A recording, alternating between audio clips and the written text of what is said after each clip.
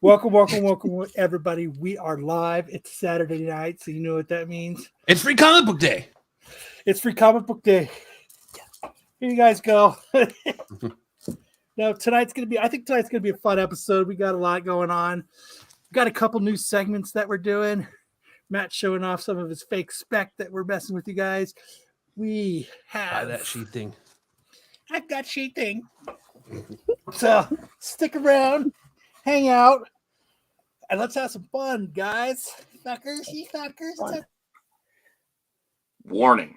The following video contains material that some viewers may find harmful or could be traumatizing to some audiences and doesn't reflect the opinion of Renovision.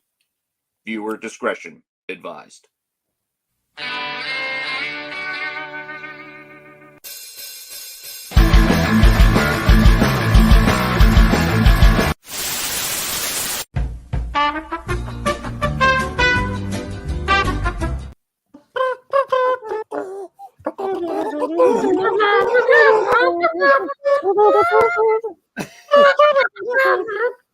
So how was everybody's week? How's everybody in the chat's week? How's everything going?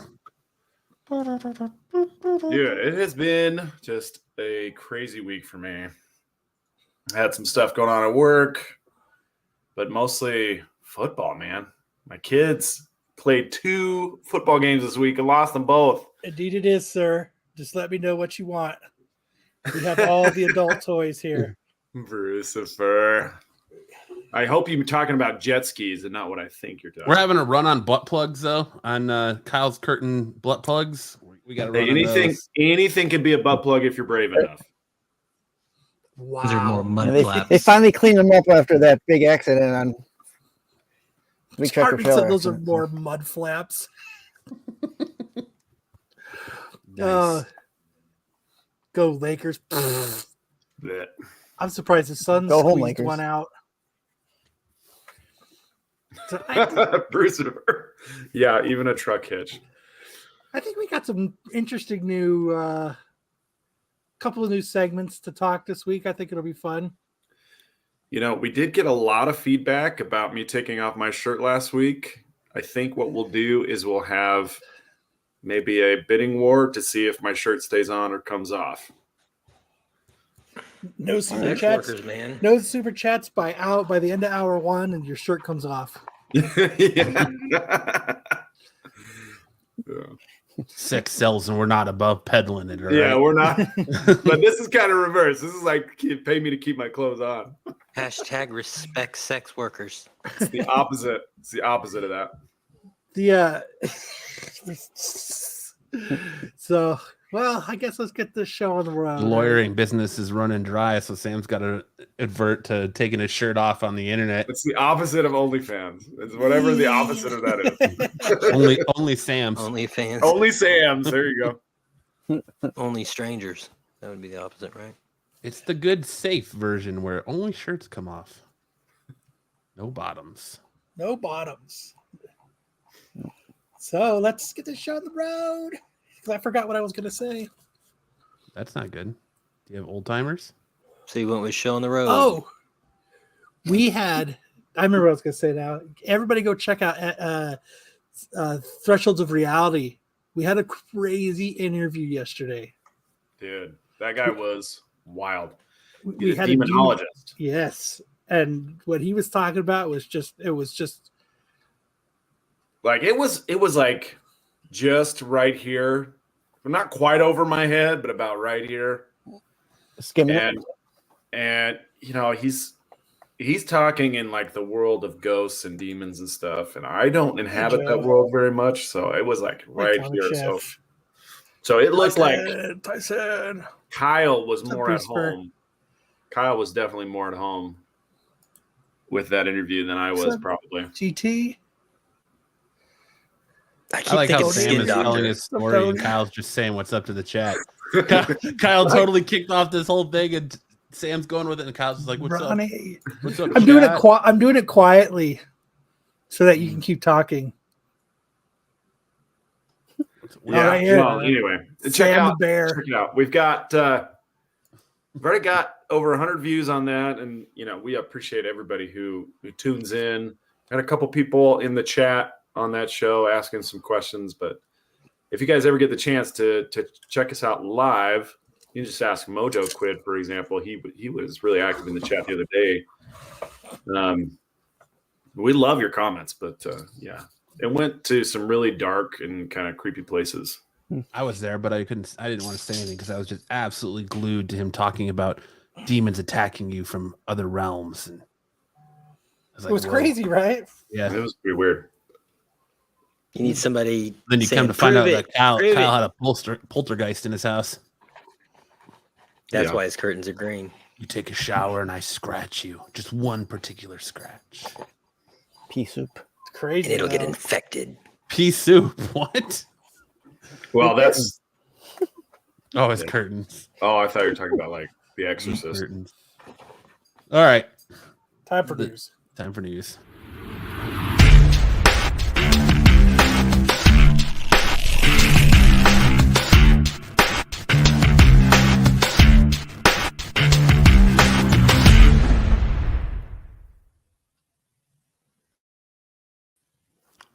Neat curtains. Extra. Read all about them.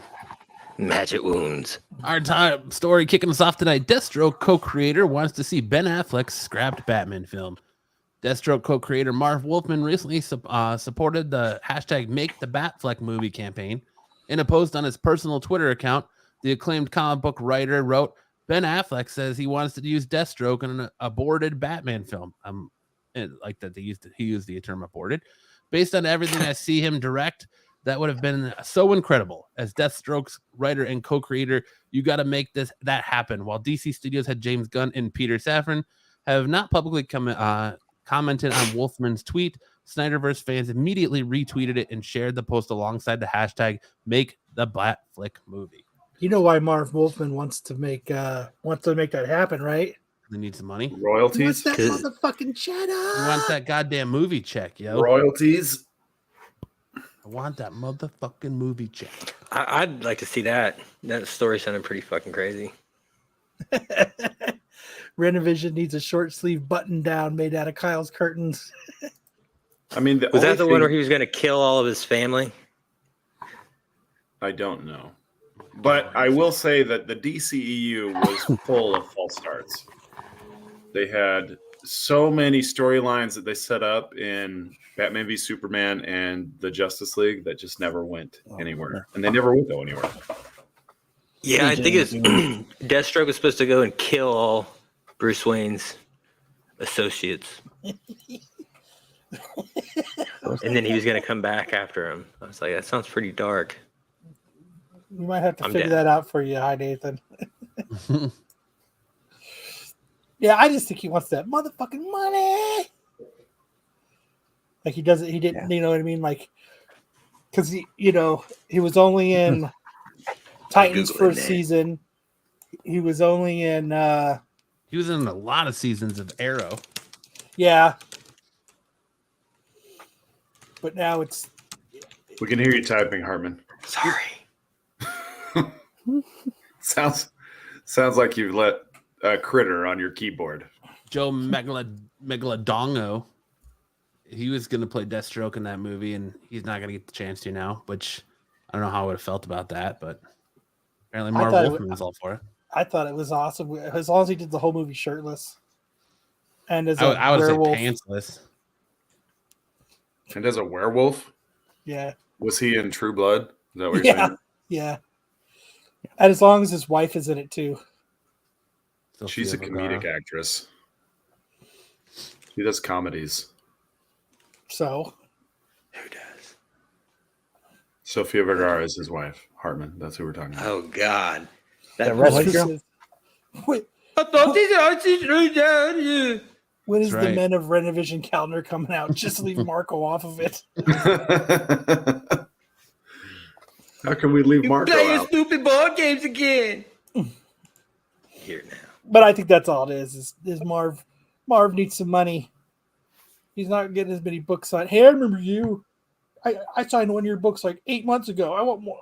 I'm not going to sign one for free for you. Is that what he told you? Speaking of that, did you see who's coming to Fan Fusion? Jeremy Renner. Yeah, dude. I was Fucking gonna- I wanted to 6 bring it. months after fucking getting annihilated by a snowplow, this dude's back on the con scene. That's what I'm gonna take there to get signed. You gonna take a snow shovel? Yeah, I'm gonna take a snowplow to get signed by him. Just don't stare at him. Dong stroke. Pretty bad. Yeah, don't stare right at his scar. Yeah, don't stare at his midsection. Moly, moly, moly. Very touchy about that.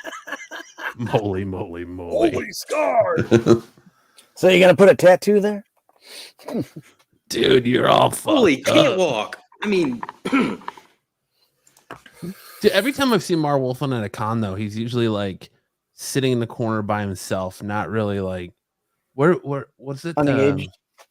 Yeah, what con was it that we went and saw him? antisocial. Was it Tucson Comic Con we went and saw him, Kyle? No, it was a con that Stop was in whispering, Mesa. Hardman. Oh, that's right. Yes. Sorry. And he was like at the table by himself, and he was like very antisocial. There it is. Batwing versus Dong stroke. There you go. Sword fighting in the men's room. No, it'll be Nightwing True, versus Dong. true. Uh, Yeah, I mean, this story looks fucking gangster. I think someone deserves this. Ring the bell.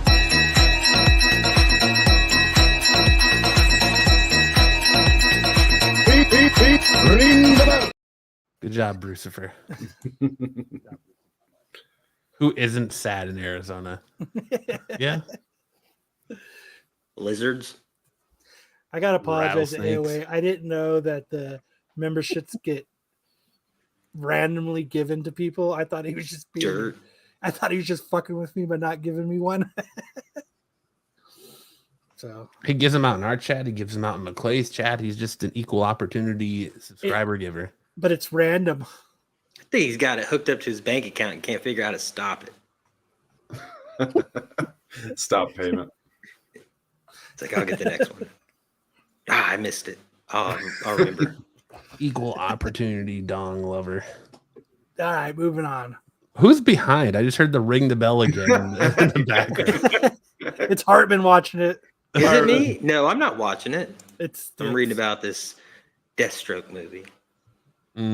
Percy Jackson Not Disney Plus series finally locks in a release window. The highly anticipated Percy Jackson and the Olympian series finally has a release window. Per an image shared by Ariane. I'm here for Matt's Yep. pump and dump of the week. Exactly. Stay tuned. Shamardri, who plays Grover in the adaptation. The show is slated to arrive on Disney Plus in 2022.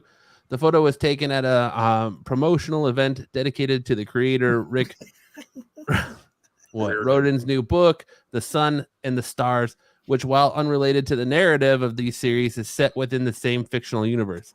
A more specific release date has yet to be confirmed, but the 2024 window puts to rest the speculation that Percy Jackson was targeting a late 2023 premiere. I'm stoked. I think the Percy Jackson shit's cool. So I'm excited for it. That's why I put it in here. I don't give a fuck. Percy. Well, cool. Yeah, I like it. My kids. Matt's behind. I already put those up. I am behind. I was struggling. I was doing my best Marco impression and struggling to read. Do you remember that when he used to go? He just would get lost in it and he would like tilt over to keep reading it. But all right. Is anybody else excited for a Percy Jackson show? Never No? really a Percy Jackson fan. Not really. I love those couple movies. Yeah, I thought they were pretty fun. How about some trimmed Percy? Ronnie All says he right. doesn't want to see any more of Matt pumping his dump. I'm gonna send you plenty of black market videos in, Ronnie. Be careful what you wish for. Yep. Word salad, word salad. All right, let's keep. I'm gonna go to the China buffet down the road and make sure I get a nice big old pump and dump for you. Marvel resurrects a major X-Men character with a shocking twist. Magneto returns from the dead at the end of Marvel's Scarlet Witch #5. However, the character appears to have returned to his villainous roots. Scarlet Witch 5 comes from writer Steve Orlando and artist Russell Dauterman, color artist Matthew Wilson, and letter VC Corey Pettit.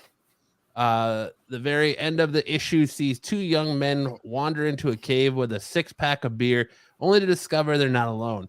The beer can suddenly shapes into deadly weapons that stab one of the young men in the eye and the other across the chest. They run out into a terrified panic and declare that the cave to be haunted, which gets a chuckle out of the unseen Magneto, a longtime X-Men character with a villainous track record, was part of a new X-Men Red Team on Aroko. When you're nice, not gonna do that. What? Who wrote this copy? Who did this? I changed that part just to see if Matt would read Yeah, no, I'm not Lopez. Nice try though. When your anus suddenly was a part of a new X-Men Red Team. Yeah, I'm good. Before his death, Magneto told Storm he didn't want to be brought back to life with the mutant's resurrection protocol, meaning the master of magnetism, who appears at the end of Scarlet Witch 5, could be a different version of the character. He looks younger. He's got a hairier chest, too. He's got a sweet little goatee. I really thought. Yes, Brucifer, that is how pornos start. Nope. Two men walk into a cave. Two men walk into a cave, and they get diced And they up say, by- we're going to need a bigger dick. I mean, diced up by Magneto. two people with a 6-pack of beer walk into a cave. Woo! Sounds like a good time. It's like pitching a hot dog in a well. Nice taco meat on that chest. With sour cream. I mean, I think Magneto's the character that should never die. He's got a nice spread there on him. Yeah, Like a there's bit- definitely a huge mad spread going on there. Yeah, look at the big ass bulge he's got in between his legs. I'd be spread it to show it off. We might need a bigger I don't- hole. I don't know who they were drawing, but it looks like the guy from Lucifer. Looks like John Yeah. Wick meets. I think it looks like Magneto. Michael Fassbender, but a little more jacked. That's what I would say. Yeah, he looks like Fassbender a little bit. Yeah.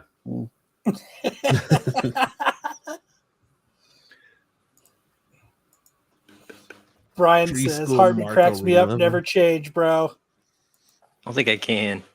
I can't do it." Yeah. His therapist says otherwise, but yeah, everything's going well. I'm glad they brought it back, though.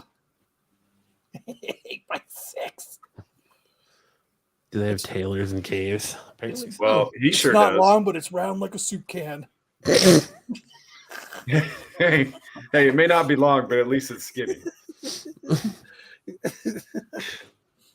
How's it hanging? Doesn't hang at all, Dave. It's like a button.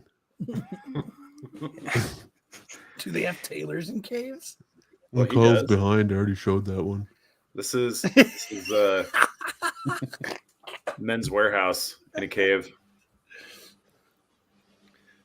Where'd he get that fancy pocket square brooch thing? Dude, that's awesome. What about them Becomes- shoulder pads? Yeah, it's definitely an Jesus 80s Christ. 1987 wants Clinton. their shoulder pads back. Got Hillary Clinton over here. Yeah. I think he looks sharp. He looks pretty good. He looks sharp. He looks like he's about to go to a nightclub and When you're Say, resurrected at bro. noon, but you got a GQ photo shoot Bro. at 2:30. That's right. listen, I got to beat Jared Little for my GQ got photo that bottle shoot. service, bro. You a button. All right. DC promotes Jim Lee to president. Jim Lee has been promoted to president of DC Comics. On May 3rd, 2023, DC Comics announced that Lee, a well-known comic artist, writer, publisher, and more, had been promoted to president, publisher, and chief creative officer, CCO, of DC Comics. Lee will reportedly direct to Pam Lifford, the president of Global Brands, Franchises, and Experience at Warner Brothers Discovery. His primary duties include leading the creative team at DC Comics and guiding creative efforts to intrigue popular DC characters and storylines through all forms of media. He's also going to be at Fan Fusion one day only. And this is Saturday, a post-breakup Saturday. Facebook photo. Get early, get off, and get his. I'm going for Who's in one the day. other That's half? fine. We're no longer together. You're going for one day for what? For Jim Lee. Mm. That's it. That's how long you're going to Can be you there take a all day LinkedIn long. photo? Probably. It's this LinkedIn photo. Jesus, you had to get a friendship to get that one.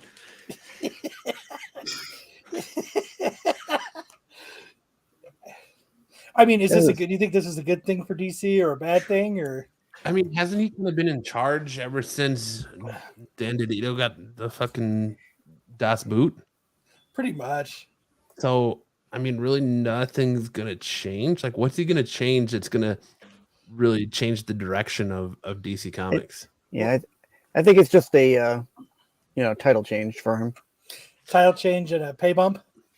I would hope a pay bump. Whoa, Could've whoa, whoa. rotated Hey, well, the pump the photo, brakes like- on the pay bump, Kyle. Pump the brakes. This is a Invert title it. change only. He's becoming So assistant to the So now manager. I can get one of those nice new business cards. It's going to be Yeah. the shape of a batarang.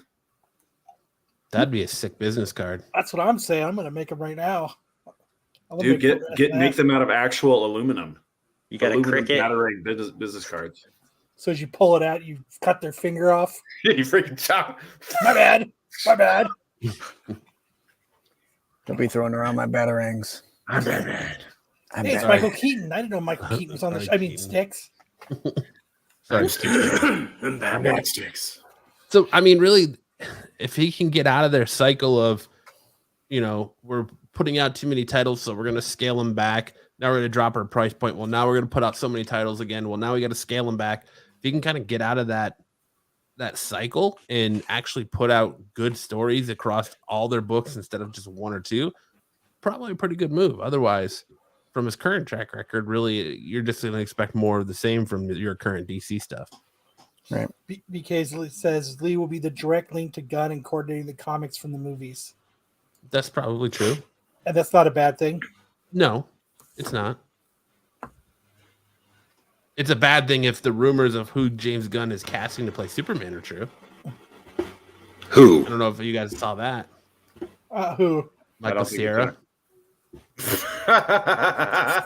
No Who? way. That's the No. rumor No going around that way. he cast Michael Cera to play Superman. Only with the Oh. mustache. So is he just going through all of the cast of Juno to decide who's going to He be might be, Superman? but People That's it. didn't like Elliot Page. Let's go with Michael Cera. And then when that doesn't work, they're going to go to Dwight Schrute. If Jason Bateman, is in the movie. Yeah, Dwight Schrute, then Jason I'm down. Bateman. Oh, Jason Bateman is one letter away from Batman. Bateman, Batman. Bateman is Batman. I'm Bateman. Let me see I right here. Bateman. It's Batman. You're Batman. Say it right. Say it right. Bateman. I'm Bateman. God I'm damn it. I'm Bateman. We got I'm this. Batman. Take 2005. James Gunn's confirming he's on the verge of casting DCU Superman inspires last minute prayer circle. Kumbaya. Let's do it right now. Join hands. Join hands and pray it's not somebody awful. Who's mowing the lawn? Oh, this one doesn't show it. Where does it show it?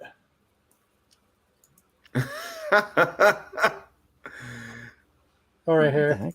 That's bullcrap. No way. Michael Cera's been cast as Superman Clark. No way. There's only one Then- Superman to me. It's Michael. Yeah, okay, sure. that'd be awesome if it was true.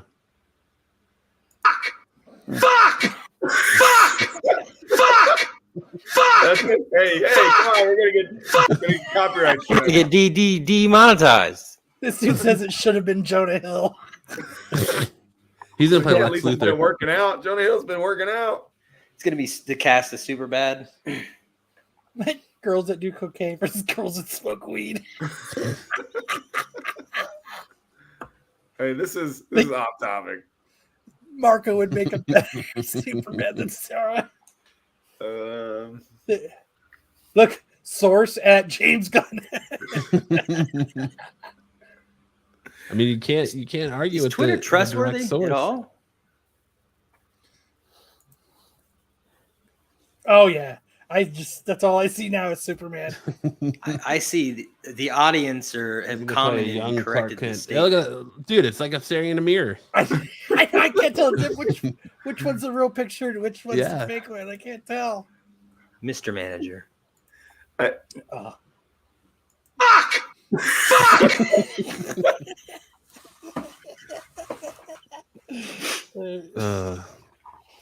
AOA, yeah, you've got a point. James Gunn's movies are pretty good. Shut up. They are also out there. I like him. Moving on, Mortal Kombat 2. Carl Urban in talks for Johnny Cage. Carl Urban is in final talks to star as a fan favorite character Johnny Cage in the sequel to New Line's hit 2021 action adventure Mortal Kombat, based on the blockbuster video game franchise. Simon McQuaid, who directed the 2021 film, is set to return. Jeremy Slater, Moon Knight, The Umbrella Academy, wrote the screenplay for the sequel. The previous film was a new adaptation of the popular video game franchise that offered a grittier, more violent take on the material than the 90s films.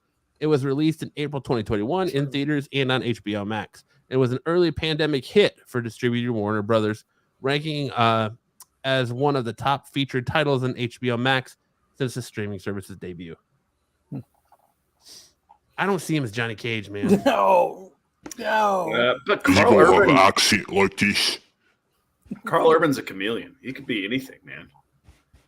He has been in so many different roles and different appearances. I think Mortal Kombat. he's probably a really good choice for this. Really? I think you need more. Johnny of a Cage is silver like tongue. a dick and a. You need more of a silver tongue, light like voiced arrogant fuck, like Mike the Miz Mizanin or something. I don't know about Carl Urban. Hey, I'll do the splits and hit you in the balls. Type guy. Right. This is the part where you fall down. Where do you get He's more these Kano. guys? He's Kano. That's who. Where Was do you he get wasn't these Kano, was he? guys? Ever? No, he wasn't Kano. They already had He's a that Kano. good. He would be a Kano. Success. It got beat at the box office by an anime movie 2 weeks in theaters. Hey, it says it was a success for the streaming HBO Max streaming service. Yeah, recall how things were going at that time. Yeah. This came out in the middle of everyone being locked down. And thirsty. And thirsty. And thirsty. We just want something. You put an animal in a cage long enough, anything is steak. Are you talking about Tiger King? Is that what It's you're like working in a to? factory. That's what I used to call working in a factory. It's like, dude, that chick's pretty smoking. Dude, I don't know, man. She's hot because she's the only one here. You've been in a cage for years, bro. I guess if you stare it long enough.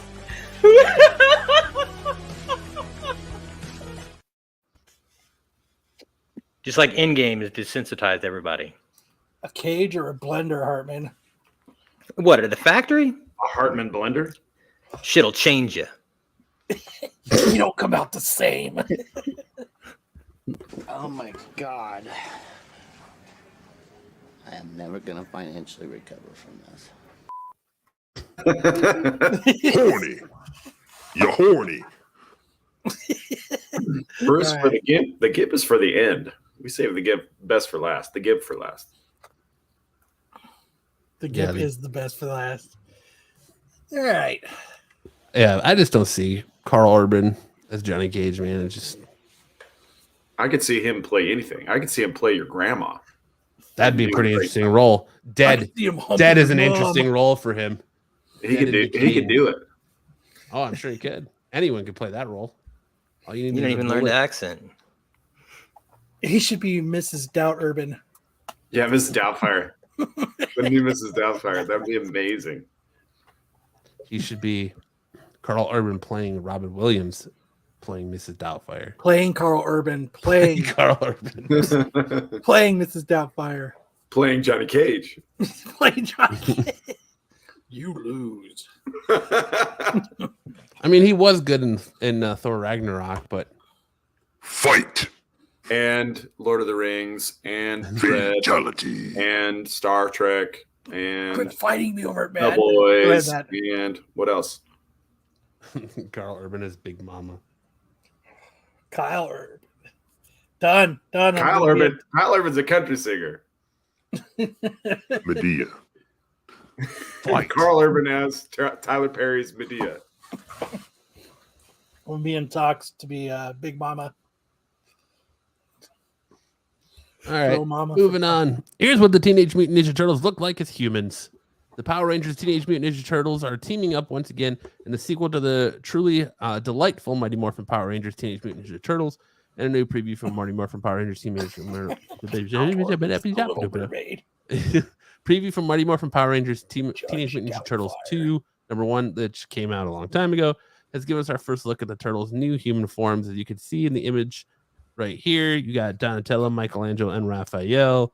As they retain their signature colors through clothing, but that is what the last issue of Teenage Mutant Ninja Turtles Power Rangers, which is issue 5, depicts them to look like as actual teenagers via hologram.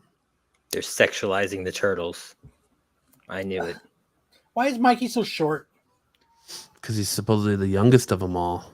This doesn't make him 15. short just because he's fucking young.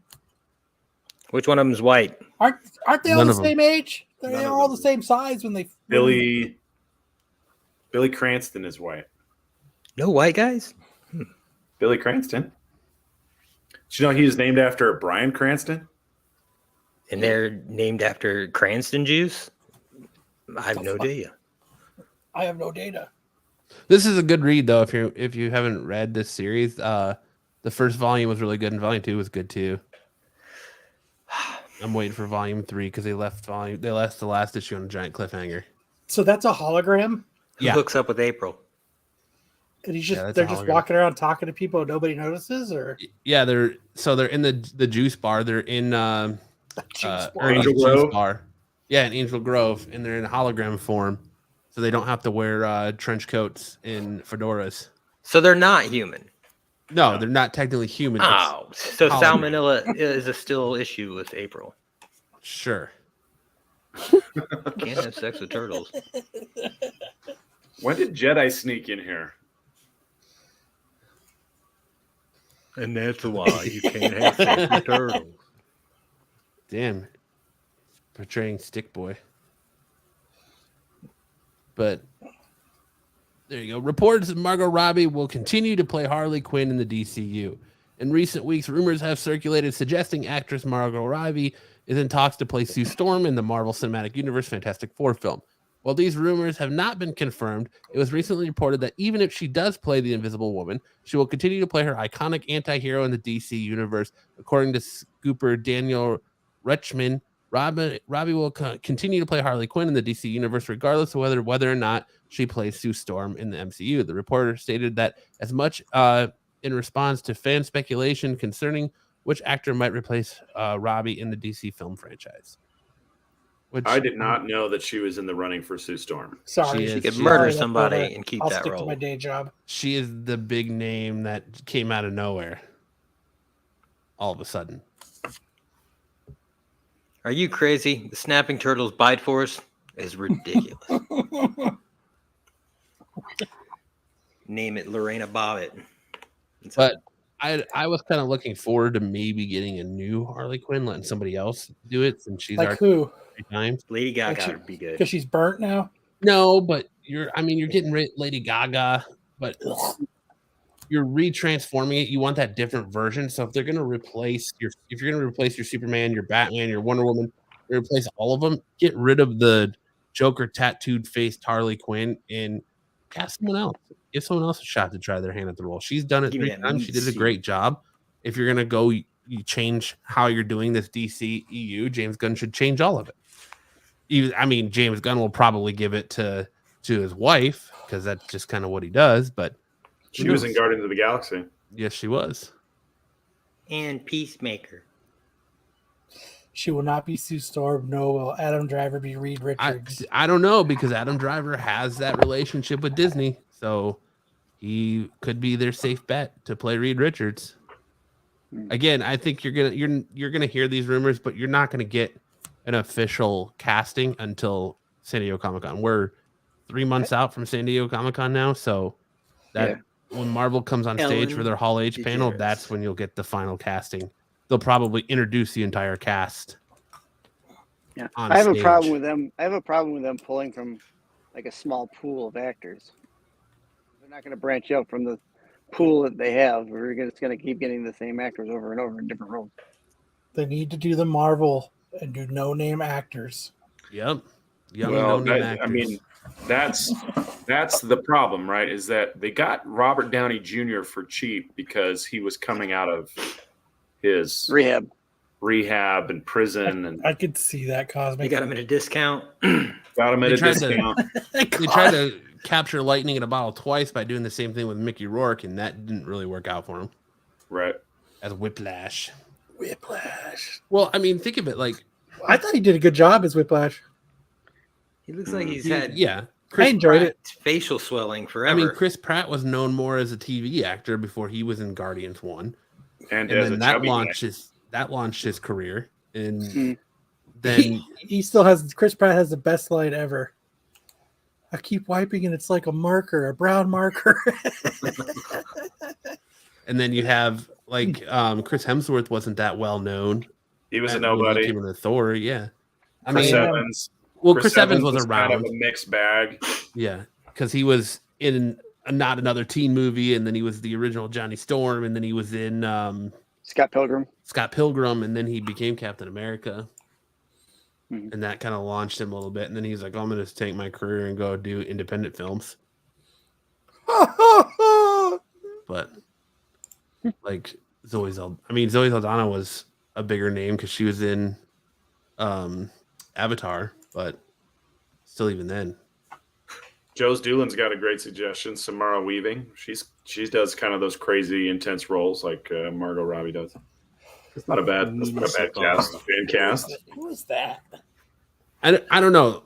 When we get to this point where it's like, and we should learn our lesson from the Robert Pattinson Batman stuff. You get to this point where you hear, oh, rumor is this person's been offered the role.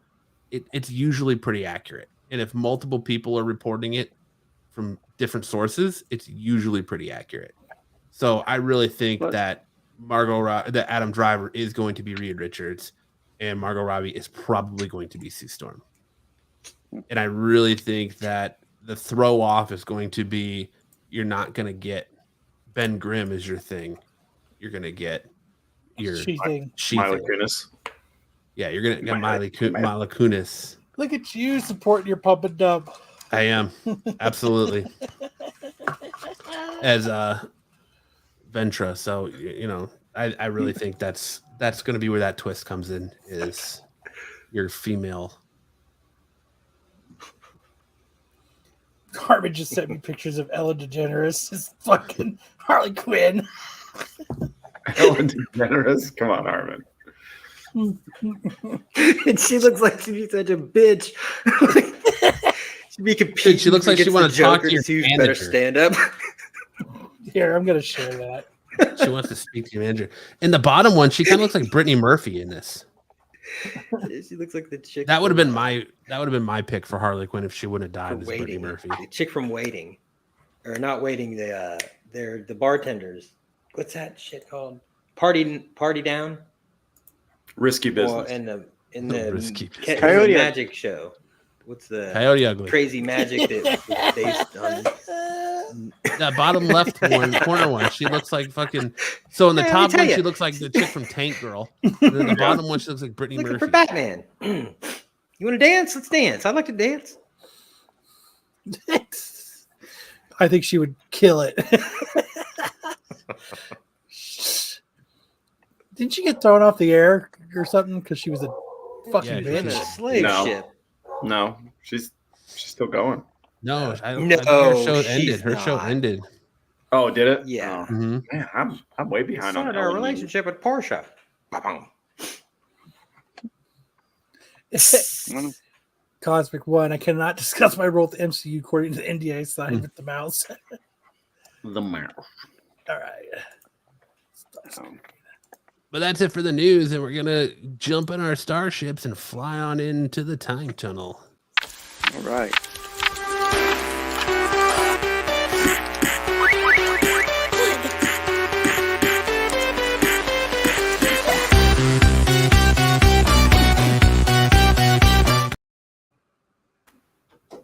two boobs touching. You're on sticks. I did take All away right. the don't talk during intro. Huh? That was for me. That was. I seem like it's always just me that gets muted. I'm always No, everyone talking gets over muted. everyone. It's just you and Sam who unmute yourselves. Yeah. Touch it. No, I honestly I don't touch it. I'm like 20 seconds behind. So sometimes you guys will be talking and the video's still playing. Well, in time tunnel, I don't know if you should be doing time tunnel if you're that much behind. Ooh, that's a good choice. Darn. Most I of can Rock. get behind that. All right. Fran Drescher. Time tunnel equals Kyle's butt. All right. All right. First up, we got Captain America number 26, May of 1943. 80 years old this month. Damn, you are on a big delay. Yeah, I'm on a delay. I'm going to try and click it on my end here. So I started putting in the population report up in the corner so you can see kind of what some of these books are. Let's see if I can't get this to go bigger. Come on. I can't. Zoom in. This is horrible. I can't get this thing to work.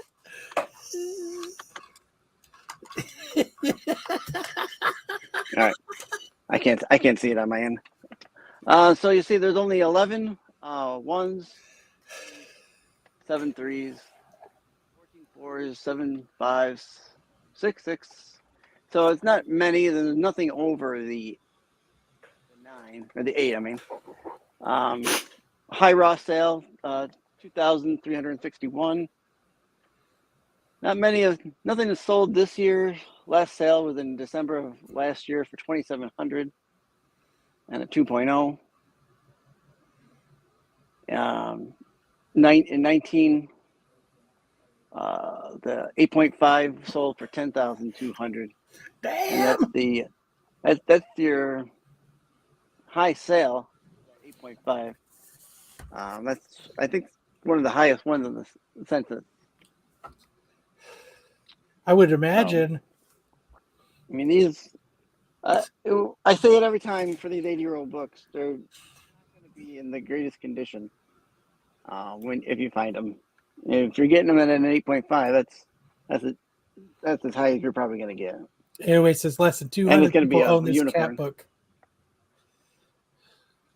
Does AOA own this cat book? He's got 199 of them. No, Yeah. he's 199 at 200. Okay. All right. Next up is Marvel Mystery Comic number 43, May of 1943. Also 80 years old this month.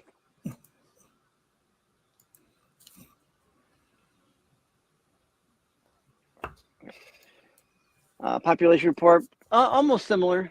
There's a 9.2 on the census. A couple eights, 7, 6s. A lot of 3s, 10 threes. And that's usually, for me, if I'm going to grade a book and it's going to be like that old, I want it to be at least a 3 if I'm going to send it in to spend the money to get it graded. Oh, yeah, for sure. I mean, anything less than that. I mean, I have seen online where people send in like shards of like the cover and get it graded for and it gets like obviously it's going to get a poor, but whatever. I mean, that's what you want to do. That's what you want to do. Raw sale in this month, $935. Well, I don't know how the guy grades, but he put it as a 1.8 raw. I didn't quite understand For the that, listeners. but He's not Like he's not trying to big-breasted woman oversell and a his copy. small-breasted woman overhead shot. When they go that low, they do 1.8s. Don't they? Pretty sure. I've never I've heard never of seen a 1.8. 2.3, but or a 1.3. I don't know if that's a thing. Maybe it is. The lonely 9.2 had sold for $3,450. I mean, there's a 1.8 Amazing Fantasy 15 upgraded. Who's fucking with a horse? It's Hardman, Hardman. what are you doing? Absolutely, it's Hardman. I'm not in. Please stop fucking that horse. I'm not fucking a horse. I didn't Strictly say hand fucking, I said stuff. fucking with, but all right. Hey, All now. right. Up next, I'm on a farm. Detective Comics number 195, No, not. May 1953. 70 years old. Dude. Look, That- Batman, that man is wearing your costume. He's an imposter. No, Robin, he has a right to wear that uniform. I need that book. If for some reason I want to read this book, I don't know what's going on here. It doesn't say anything about in the credit about it being like any kind of like his father or He's fisting the horse. anything like that or an uncle. So I don't know. You're an Population animal report. sanctuary. Shut up. Hooray. What do you got there? It's what did it say? 3 7s, 8 6s. You know, it's really low on this one. Hard to find. Sale 21 205. 4.0 sold in 22 for 400, and 21 at 6.5 550. Nice. I mean, that book All right, could be maybe- yours for a measly little $83, Kyle. I was just looking them up. Amazing Spider-Man number 2, May of 1963, 60 years old. So Amazing Spider-Man obviously should be, in my opinion, shouldn't have a lot on there, and it does. You got that one lone 9.8 that sold at one point for $160,000. Jesus. As you get Sorry, down, accidental obviously, bid. you know, we got the high 409 4.5 comics. The last 4.5 sold just the beginning of last month, $3,700, and that keeps the trend of because the last one sold for $3,700 too. So it didn't gain, didn't lose. So Nice. definitely an issue I need for my ASM collection. I only Me see too. 4 2 is on the eBay. You 4 know is where the the only word cocky came lowest from, one I have. right? Why? Where? Horses and penises.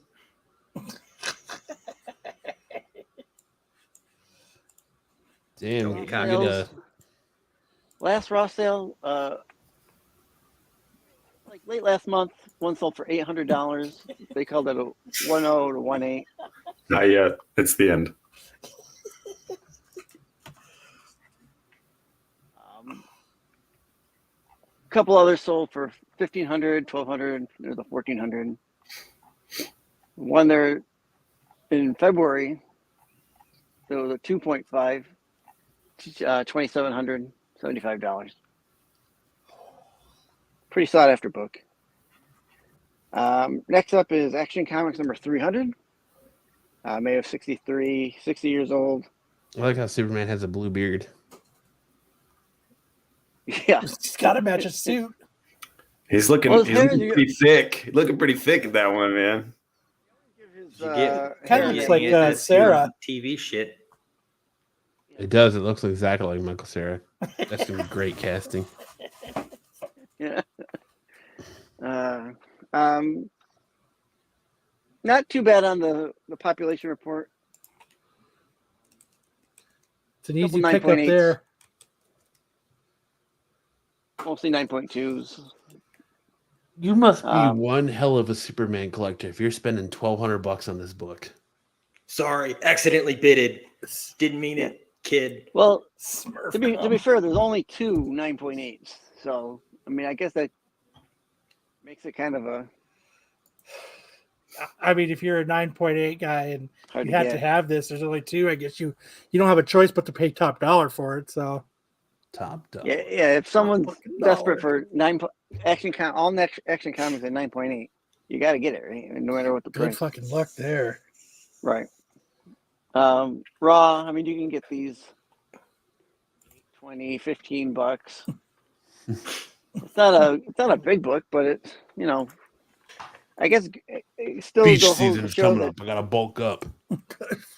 Bulk up. still a high seller My for protein. any book when you grade it. Protein. Next up, Amazing Adventures number 18. Pro milk. Fight milk. 73, 50 years old this War year. of the Worlds. I threw this in. First Kill Orgy. Raven in comics.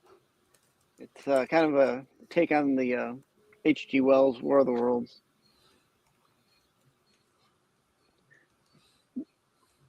There were a lot. So there's 11 9/8s, 31 9/0s. I was 35 9/2s, and 57 9/4s. I was surprised at how many actually were graded of this book. I didn't think this was going to be such a graded book. It's not like a Superman or Spider-Man. And I would think just like either H.G. Wells collectors or just Kill Raven collectors would be getting this one done. But it's not, raw. It's not a big book. 2 1/4, 10, 20 bucks, $7 in the last few months. Raw. He said 1878 for 9.8. No one's gonna pay that. That's what I always said. I wouldn't. I would just for the depends I would get it for the cost of grading. Right. I'd get a 9.8. Yeah. That's why I don't think this should be that high. If it's not, I don't think it's a fervor for Kill Raven right now. No one's specking on Kill Raven to show up anywhere. Starting. Up next, Secret Origins number 2. You're missing it, Sticks. We could start that spec right here. Whatever we want. We have the internet behind us. Kill Raven. We can do it. We have the technology. Secret Origins number 2, May of 73, 50 years old. I This don't have any has 3D printers yet. Hartman is wearing that Kill Craven costume as we speak. Supergirl origin, Green Lantern, and the Atom. Obviously, Supergirl coming up in the Flash. Not this one, but and I don't even know if it's going to be Supergirl. I think it's Superwoman, really, right? In the Flash. They're not dildos. They're USB cords. Yes, I think so. Yeah. All right. So, but women start out as girls, I suppose. But all right, let's move on. Pumped up beef with broccoli Matt. Not too many graded 5 9/8s, 9/4s. Again, this one's kind of an easy raw to get, about $10, $15. Yeah, that's easy. It's I get Secret Origins for like just the characters that I like. I'm not going out to get the whole run, but so if there's a character in those Secret Origin books you like, grab them up. Next, Iron Man 170. First, Rhodey. I put it as Iron Man. Goes into the suit in this one. I'm not sure. A couple of places said it did. Another couple that he didn't. I don't have the book to read, and didn't really have the time to look it up online to read it. 40 years old this month. And population. Where are we? Quite a few. I'm like, let's go up here. 168 9/8. That's a lot. Yeah. For this book. For a Bronze Age book, For a whopping $190, your first appearance of Rhodey in the Iron Man suit can be yours. Everyone's paying that right now, right? I think I'd pay $7 for the Raw. Raws. The fuck did you just take a picture of, Hartman? Oh my god. Someone is just getting rapid dick pics. Just rapid fire dick pics right now. It's me. I can't show you. Zoom in on the vein. There were So a how- few nine. Looks Yeah, like there were a a few pitchfork. 9/8. There were a few 9/8 sales this month. That there was one.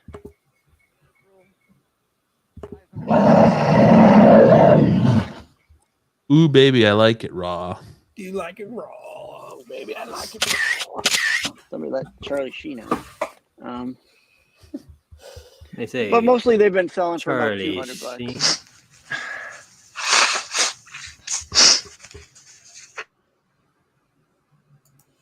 To keep with the Superman news this week, I threw in Smallville #1. 20 years old.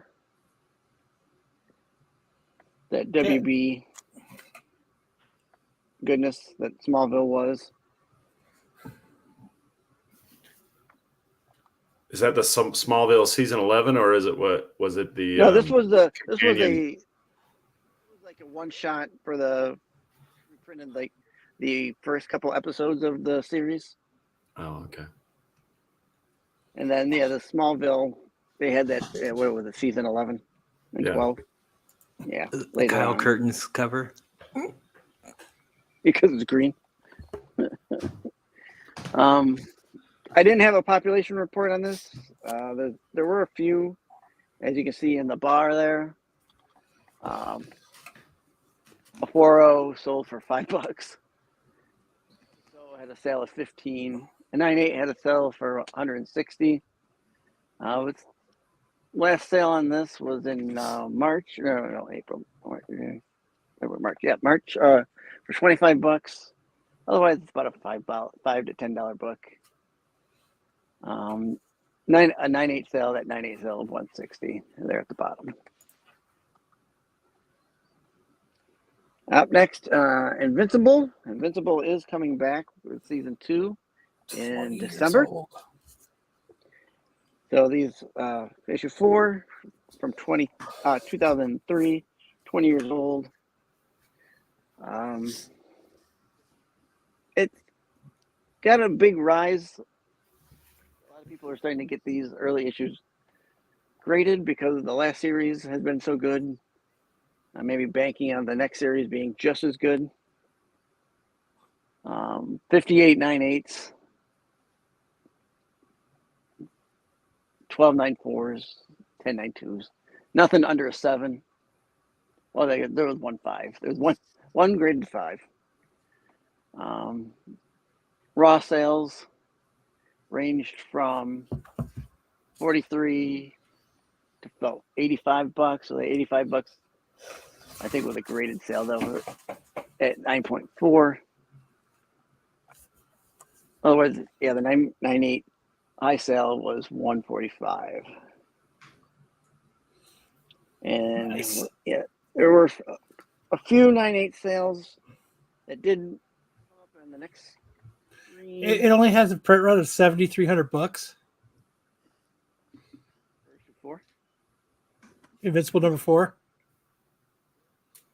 Go back a I slide. don't know. It says low print one $73.50. Invisible 4 low print run 73.50. Someone's making it up. Someone's I making it don't up. think so. I don't think so. Unless it's like, I don't think they had any kind of incentives for Image at that time. I don't think so anyway. All right. The 9.8 sales area, you see where it's 100. There was a 150, 169. It's starting to move up again as the new series comes around. If you're looking to sell, now is probably the time to sell. I do believe it comes out in December, right? Then series 2. Correct me if I'm wrong, please. I believe so. I think it's late in December too. Last but not least. Yeah, last but not least. Oh, there might be one after it. Spawn 231, 10 years old. This had the doing an homage with Spider-Man #1 for his own book.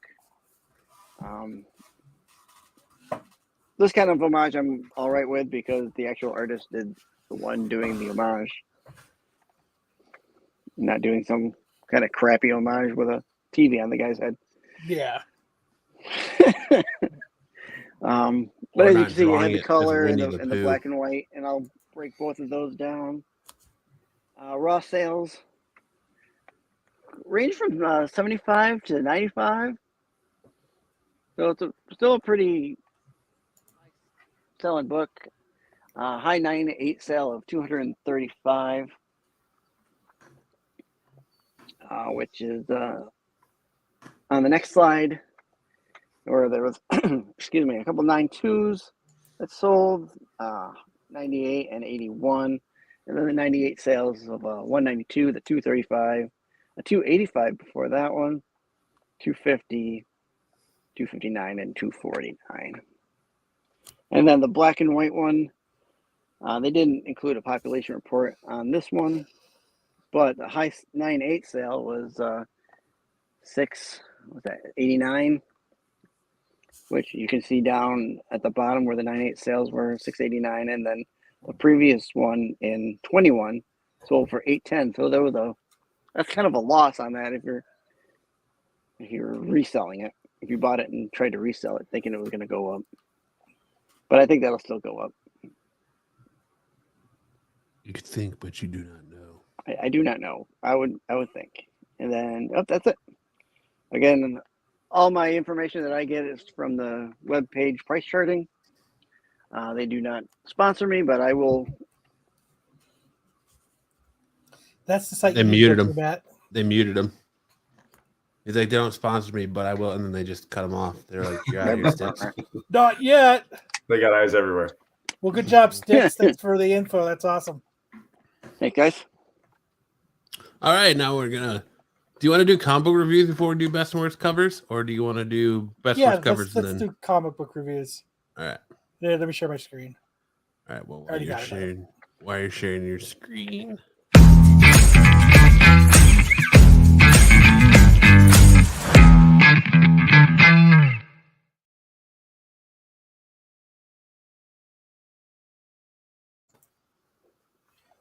So this week we're doing Where Monsters Lie. But this is the last one in the series. Like Marco stumbling Already? his way through a reading assignment. But These are the days of our lives. But I think they left it open for another one. But this, just the way, if you guys haven't read this book, it's only 4 issues. Find it wherever you read comics and pick it up. It's totally worth reading. But the first page, man. So if you remember from the last issue, he was the only witness and the puzzler guy caught him. Oh, shit. So now he's in there, and he's in there with a thing on his head filling up with water, and he's Guillotine on his balls. got a guillotine on his balls, dick. or there's a saw over his hand. And he's got to pick which one. And also the electric chair he's in. Let's not forget that. But it always reminds me of The Parker Laundry. that movie. What's Saw. that? No, not Saw. The guillotine of the balls. It Saw reminded 2? me of that movie. God, Robin What? Men in Tights. no, Evolution. Oh, Remember where the thing was Men in saying, and Tights. they're like, "We got to cut your leg off." And he's like, "Don't cut my leg off! Don't cut my leg off!" He's like, "It's going towards his testicles. Cut the leg off! Cut the leg off!" But he's got to make a choice. And you know what? Lose a hand. Easy choice. He does it instantly. Instantly, the hand goes. He's actually bummed because he made his choice so quick. But What did you think, Matt? I mean, if you want to talk about it, I mean, this was a crazy last issue. Yeah, like just starting it with the dude's fucking Johnson in a guillotine was like, that's nuts. But then they just, I But mean, It is nuts. I used to think you're crazy, but now I can see you're nuts. thank you. But the cops just like brawl with this dude in the jumpsuit was crazy. And like the way he just like resets his arm after his bones like sticking out of it. And then he just like easily dispatches the cop with one hand and sends him shooting. And then all of a sudden, out of the woods carrying a cop comes fucking Hartman with a paper bag over his face. What? You're gonna get us a It's copyright chainsaw. strike, Harvard. Stop doing Yeah. that crap. But yeah, he's. So then the puzzler is out looking for dude, and then dude who got away somehow gets a flamethrower. Remember, he got it from the clown after the clown died. Yes. But I'm just saying, like, he ran out of there, and next thing you know, he's got a flamethrower with his one hand still smoldering. That's missing. him. Like he cauterized his wound. And then these two Jesus. dudes start fighting, and the chainsaw dude's fucking chainsaw breaks, and then they just start having a slobber knocker. And Limp Bizkit break stuff starts playing. It's just one of those days. Yeah, Well, it you gets know what a wake up. just gets a chainsaw through the Cuts chest. that This book is so motherfucker in brutal, half. man. Like, so brutal. With a peck of chainsaw. I like all the guts. Yes, bro. Yeah, and shoots- then the then he chainsaw shoots dude gets through the shit in the head. Damn. face. He shoots that dude in the head. And then this dude comes out of nowhere and just starts eating him. Yeah, right. That's his dad. That's that dude's dad. Yeah, my boy, remember my he- sweet boy. He sent my him sweet, out. Sweet. The reason he sweet. started fighting that dude is because he sent him out to get human flesh, and the cop was the closest human, so he was trying to get more flesh. Like Jesus, and just fucking Mm. puts him down. And then he just Cool blows the guys run fucking away from place up. explosions. And since he did all that unwarranted, he's put on administrative leave. Comes home, gets knocked out, and here's the second biggest twist. This is the biggest twist. There's another twist, but what happens is his wife is actually part of the crew. Like that old lady and the dude there, that's their daughter. And so she knows all about it. She's known the whole time. And the reason that he was left from not being murdered, was actually so that they could hook up. And she's pregnant. And now that she's pregnant, they're like, fuck, we can't kill you because you're actually part of the family now. To the family. The family. You're part of the family now. And they're like, either make a choice. You come with us or you die. We don't really want to kill you, but you got to make the choice. And he's kind of like, I blew this place up. Where do you go? And it says, oh, there's a site B. And that's where they took the kid, was the site B. Oh, Yeah, this Jesus, dude doesn't like want to Cujo. murder anybody. This is the Daisy, the flower dude. And he's like, I can't catch a break, can I? And he bandaged the kid up. Yeah. That's So- one big ass dog, though. Jesus. Pretty cool ending. Kind of a twist where they can actually keep it going. And I hope they do. I hope, They're gonna have to bring in more Stephen King like monsters, but I Site B really hope probably has that, more. that dude turns into a killer. He makes the choice. And because that's what they were kind of saying to him. They're like, you worked your whole life to be a killer. And you proved it by going through our compound and pretty much murdering everybody. So pretty cool. If you I don't know if like you I said, if you're not reading it, then this is the last book of the series. It's totally worth the read. Tyson read it. Shout out to Tyson for reading it. It's freaking pretty cool. I agree. I think this would actually make a pretty cool movie. It's like Dead by Daylight. Make a The better comic book HBO series. series. Do what? Make a better HBO series. Yeah, make it like a 6. Because then they could really go more in depth into it than just the 4 issues it was. That's my only gripe with it. Like the brutality is cool, the idea and the story is cool, but they kind of like rushed it all to wrap it up in 4 issues. Yeah, maybe 6 or 8 would have made it better, but I don't know. Maybe that would have made it drag a little bit, but I guess it could have gotten depth with some. What would have been kind of cool actually is like a backstory of each killer. Like 2 issues of a backstory. You know what I mean? I just want to see more of the little like puppet killer. I want to see his whole backstory. I want to see what happened to him after he got punted. Right? Pretty cool. So check it out. Check it out now. All right. Ready for best and worst comics of the week, covers of the week for Yes, next sir. week? For next week. All right, let's do it.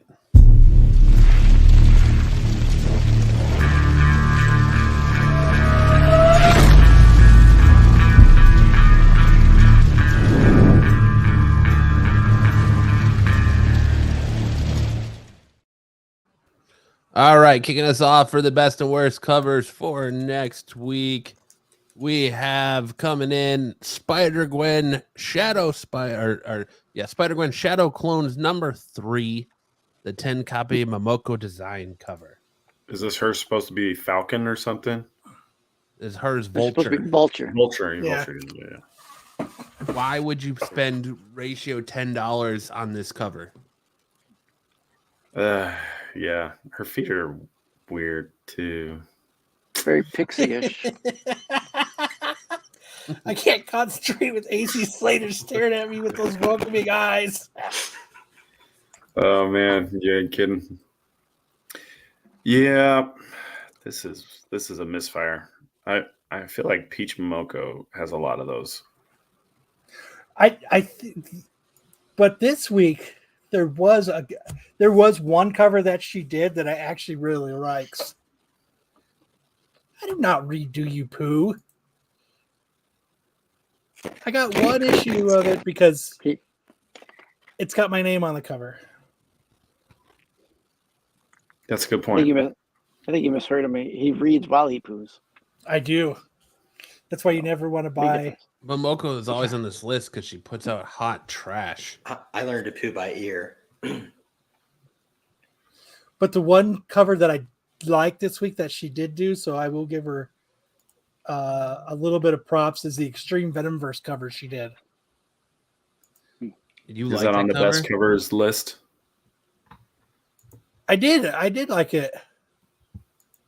I wanted to put it in the worst just because it was a toss up between this one and the Venom cover, and this one was just terrible. Like I actually like it's got the samurai, weird samurai thing on, but like he's got the sword. Like I dig this cover. I would actually pay the $10 for this cover if it was Appropriation. but I think this is truly one of her better covers that she's done lately. I don't know if the chat agrees with me or not, but I think if Venom had more of the samurai type of look.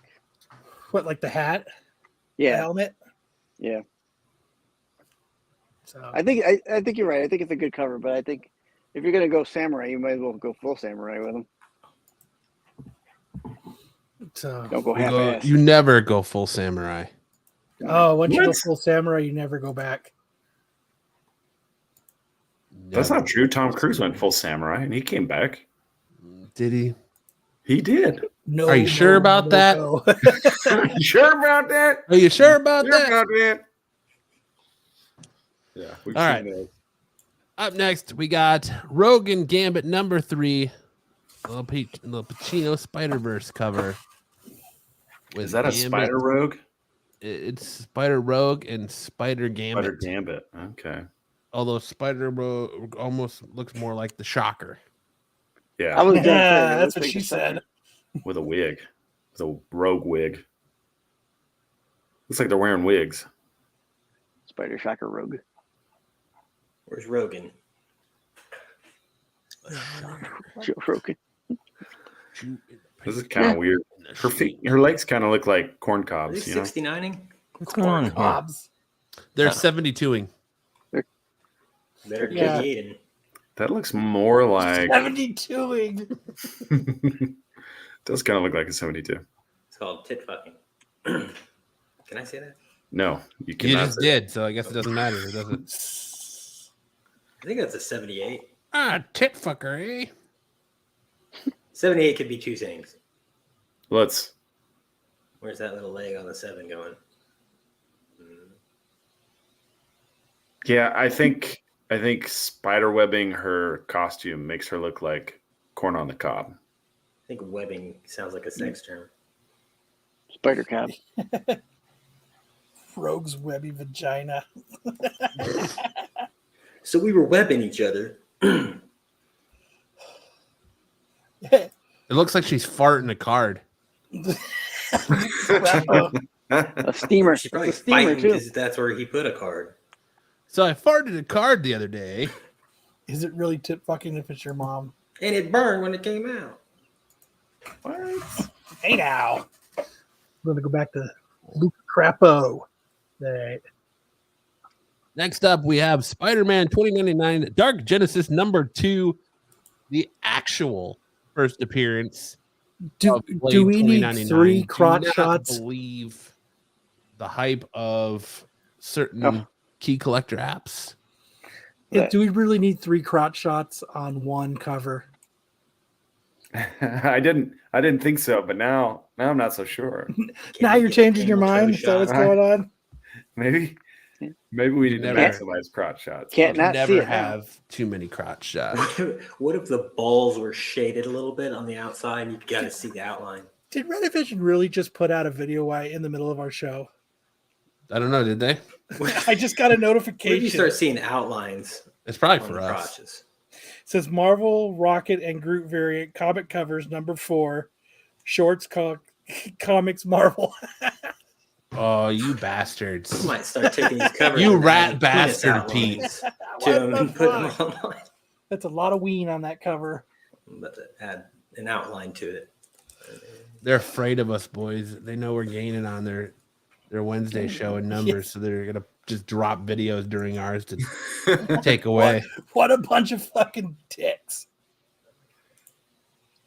They won't care. Sticks is going to be on the cover of Lovers at 9:30. They drink Fago and wear jeans. Oh, you're going to be on cover Lovers at 9:30 On Monday. Yes. on Monday? That's true. Cool. What's cover Lovers? It's on the Nearing Nirvana. It's the Team Nerd Herd. Oh, nice. Good for you. Shout out to them. All right, moving on. Our next cover here we got For the King and Country #2 Hill cover 007. That is a busted up James Bond face. Looks like an anime cover. And look at his right foot. Looks like Yeah. he's having a fucking He's got a stroke. swollen jowl. His right Like- foot is so far back. It's way far back. Still standing on the ledge of the window. It's a show about bed. It's foreshadowing. Or foreshortening. But I just got it because I was very few of these James Bond covers that I've seen have been very good. But like it looks like he got his ass handed to him, and he's still healing from his whole fucking face being busted.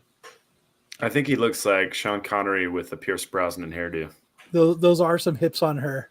Look at her leg though. Look at like her leg is like. How did she get it all the way up there like that? I don't know about that. She's on the gymnastics team. Oh, well, in their defense, it is a crappy comic. I guess so, yeah. Ooh, trash. 00 trash. All right. That's why I picked that cover this week, because it's just busted. She looks very bored to be jumping out of the window with a gun. Yeah, of a skyscraper. Not this Yeah. again. I gotta jump out of it. She's like, I do this every weekend. Yeah. It's starting. Here to we get go old. again. Why, This is what I James? get for hanging out with James Montgomery Bond. Why do we have to go out another window? Can't you just take me to dinner before you fuck me? Next, we got Batman the White Knight presents A lot of worst covers this week. Generation Joker Sean Murphy cover. I went with another busted face cover. It's I just her what's her name? face. I don't even want to know because it's so bust up on this fucking cover. It's Jane Lynch. She looks like Jane Lynch. She Yes, does she look does. like yes. Looks like, Like- Ellen Joker. It's just like I don't know, like the way that he drew her eyes, like one eye is super close to her nose and the other is like way over. Like I know he went for the effect of trying to make her look like she's looking to the side, but like he moved her whole eye to the side, like the whole socket and everything. She's doing the people's eyebrow. And it just, and like the face is her. It's like That FBI agent looking at her crotch though. you're right, Bruce. For it is. Oh my God, this beached whale on me. All right. Up next, we have Wolverine 33, the Sandoval cover. So I told you I'm on a busted face week. Like this. Look at this. Yeah. Like, This looks like it came from the Tick, is what it looks like. I just. Yeah. Oh my God. Boom. The tip. Like they're attacking him on the John. Like yeah. Like. Can you I'll wait till give I you a pinch this tissue one? sample. Let me get this Taco Bell out. Is that an homage to like a John Wick poster? Johnny Bravo.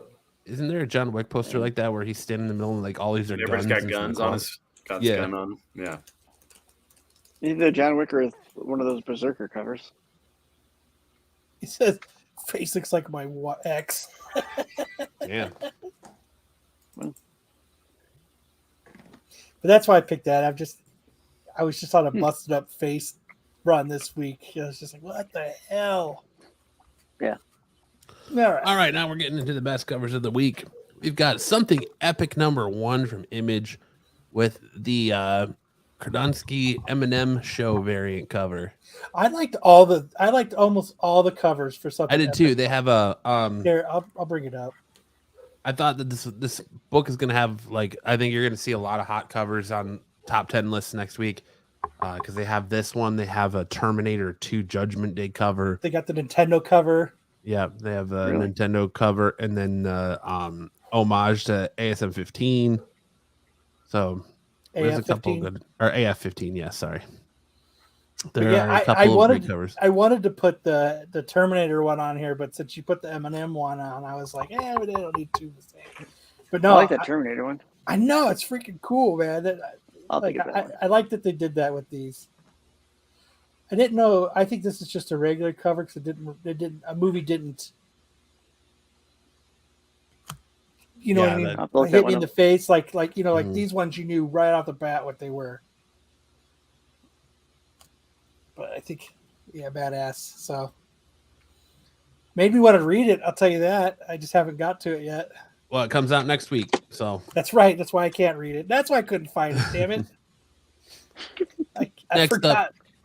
Hold on, let me. Oh, let me move it back. There you go.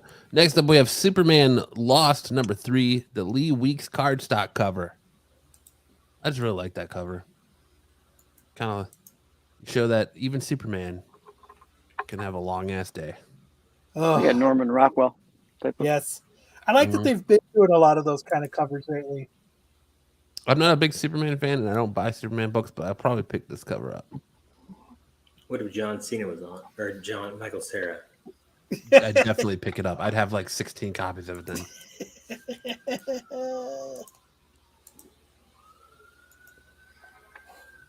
The cops are coming for Hartman. Yep. Turn on. He's on live PD. Turn on patrol. Turn on reels. Turn on reels. Beach Grove is out to get him. All right. Up next, we have Rogan Gambit #3, the A cover. I just really like the way Rogue looks in this cover and the contrast around her. Isn't that Electro sneaking That is in? Electro sneaking behind. Yep. Absorbing Man. I know what he wants to sneak That's a behind. him. shocker. I mean, who doesn't want to sneak behind? Hartman is Rogue. on Reno 911. Lethal Strike. Yeah, that's a cool cover. I like. Step, I think bump, the gr- I step, think- bump, bump, step, I think- bump, step, bump, I think the bump. green makes it pop though. It does. The, think green, that's the, what- the green and yellow. The Yeah, contrast I is think the that's green what and makes it like so good. Then we like have Star Wars Darth Vader 34. The Lennon show cover. I love that, man. He's fucking using the Force. He's got the lightning behind him. It's With the Dude. robot hand. fucking badass, dude. This is my strong hand. And I'm sure the boys will be diving Back in into this town. issue tomorrow. But No, this, next week. they'll be next diving into it next week. God, I keep forgetting week to ahead. do the following week covers. Because they forced us to listen. We're a week ahead because other shows on Wednesday nights want to talk about our covers before weekend. So, bastards. So yeah, I love that. I think it's a great cover. Next up, we got Disney Villains Jesus Christ, Scar is it number coming 2, here? the Lee cover. I just They're love that they surrounding got you, Herbie. the laughing hyenas in the back of it. Holy shit. I think that's what makes that cover like Oh, Hartman. he fell. He fell out of his Scott chair. showed up. No, dude, I think he's getting doxxed. He's getting raided. Yeah. He got swatted. Yeah, swatted. we- That's what I was looking for. He's getting swatted. On patrol, got him. Yeah. But yeah, that's what I like about this cover is that, like, I think the laughing hyenas make it. They make this cover badass to me. Yeah. I don't know. I think I went Right to wait, but now. yeah, this cover's good. Like this is what I'm probably so far out of all the ones I've seen, this is one of the ones I'm actually probably gonna pick up next week. Thought that was a sexy brown woman on the cover, but it was Scar and 3 hyenas. Yep. And next, we're going to roll into big news in anime with everyone's sexy stepdad, Sam. Yes.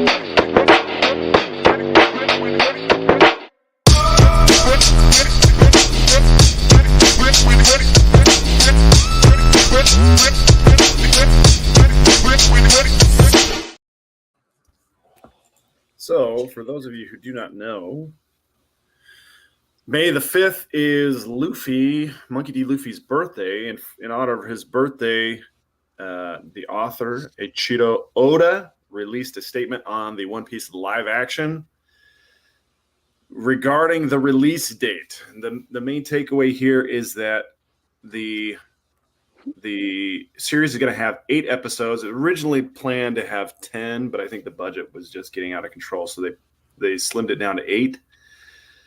And they've promised that we won't launch the show until Oda is satisfied. So that's the main takeaway, is that they don't have a set release date yet because Oda has not given the go-ahead. The other thing I wanted to point out is that the drawing at the bottom, which I've blown up on the right side of the screen here, is of the cast as the characters from the series. You'll notice that there's no curly eyebrow on Sanji. There's no long nose on Usopp. Nami has blue eyes. And Zoro has, he just looks like Zoro, honestly. But those 3 characters, Sanji, Usopp, and Nami, have deviations from their classic appearance. And I think that this is probably a signal that some of those more cartoonish elements are going to be scaled back for the actual series. So still looking for the news of when that's going to drop. It'll probably be late in the fall, if I had to guess. Nice. Would you say they're not going to have like the high tone colors and things like that? That's what they're going to try and go for. I don't know about the colors. It's this color schemes, but in the anime, Nami has brown eyes. Usopp has a long nose, and Sanji has a curly eyebrow. And I don't think any of those things are going to be part of the series. I think they're going for more of a feel for it rather than a true one-to-one detail. Right. All right. For all of you Demon Slayer fans, the season 3 Entertainment District arc, or sorry, not the season 3, but season 2.5. The second half of season 2 has been added to Netflix. Season 3 is on Crunchyroll. It's airing now, and that is the Swordsmith Village arc. So there's lots of Demon Slayer for you to consume. The animation quality on this show is top notch. So if you guys are itching for more Demon Slayer, check it out. I am. I love Demon Slayer. It's such a fucking cool cartoon. And then since we talked about Tears of the Kingdom last week, I just wanted to give you guys a little bit of follow-up. The release date is May 12th, so a week from yesterday. But Nintendo is going to be doing a special live stream the day before the launch on May 11th for anybody who just can't wait until May 12th to play it themselves.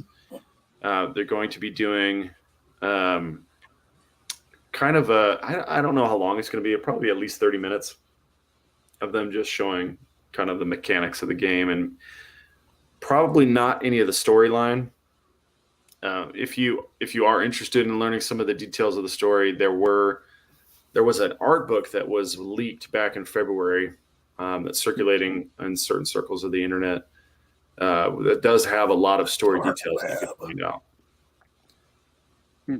You know, certain Discord servers have it, but it's not everywhere. Like, you can't go to YouTube anymore. They've scoured YouTube and canceled all of the mentions of it. But there are some interesting details that came out with that art book.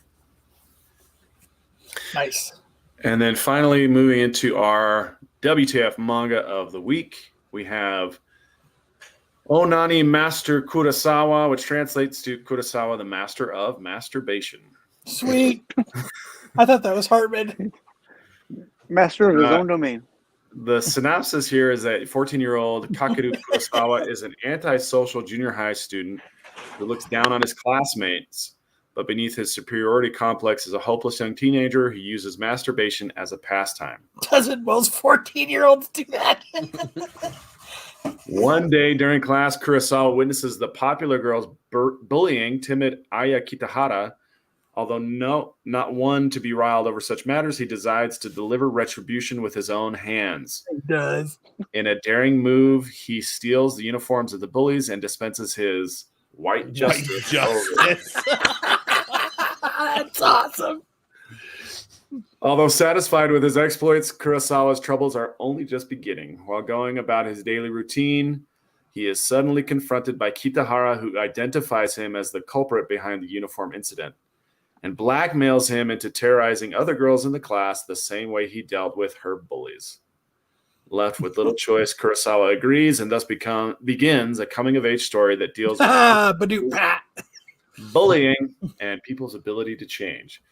All of the I haven't read this myself, but all of the reviews online say that the premise is juvenile and weird, but that it goes to very deep places that changes the outlook of people's the way they see the world. So this is one that starts with a premise that takes you to places that you probably didn't expect, maybe some places that are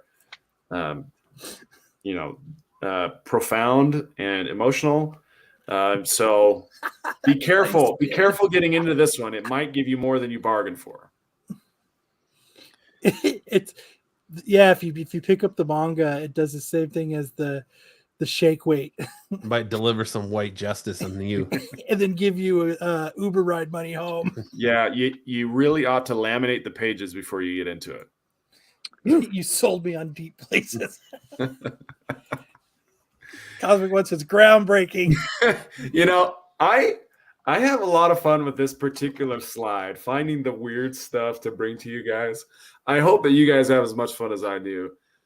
This one really kind of threw me for a loop, and it is one that I think I am going to check out because the reviews for it were really interesting. It didn't seem like it stayed in kind of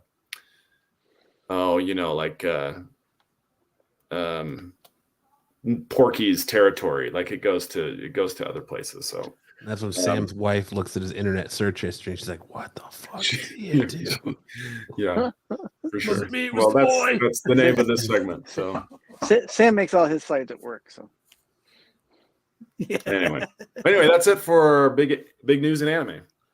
All right, we're gonna roll right in. Thank you, Sam, to first appearances of the week here. Star Wars 34 This book was all over the place this week. At the first cameo appearance. So that you mean there's only one appearance in this one? Dr. Kata? Yes. As far as I'm aware, there's only one first appearance in this one. But it's not really a first appearance because he's not. It's a cameo because they're not on the cover. Next up, we have Edge of Spider-Verse #1, first appearance of Spider Killer. Oh shit! Apparently, we're gonna, do this again, Spider-Verse wise. Spider Killer. Next up, we have Cult of Carnage Misery, the first appearance of Liz Allen as Misery, and the first appearance of Corwin Jones later becomes Madness. Nice. Some more symbiotes, and then we have Spider-Man 2099 Dark Genesis, the first appearance of Carnage 2099. Now there was rumors going out there that this book was also the first appearance of Blade 2099. It is not. That is next week. So next week you get your Blade 2099. Yeah, that preview splash page is bupkis. On the very final page, yeah. And now we're going to move into this week's episode of Faux Real, or a Faux Mo.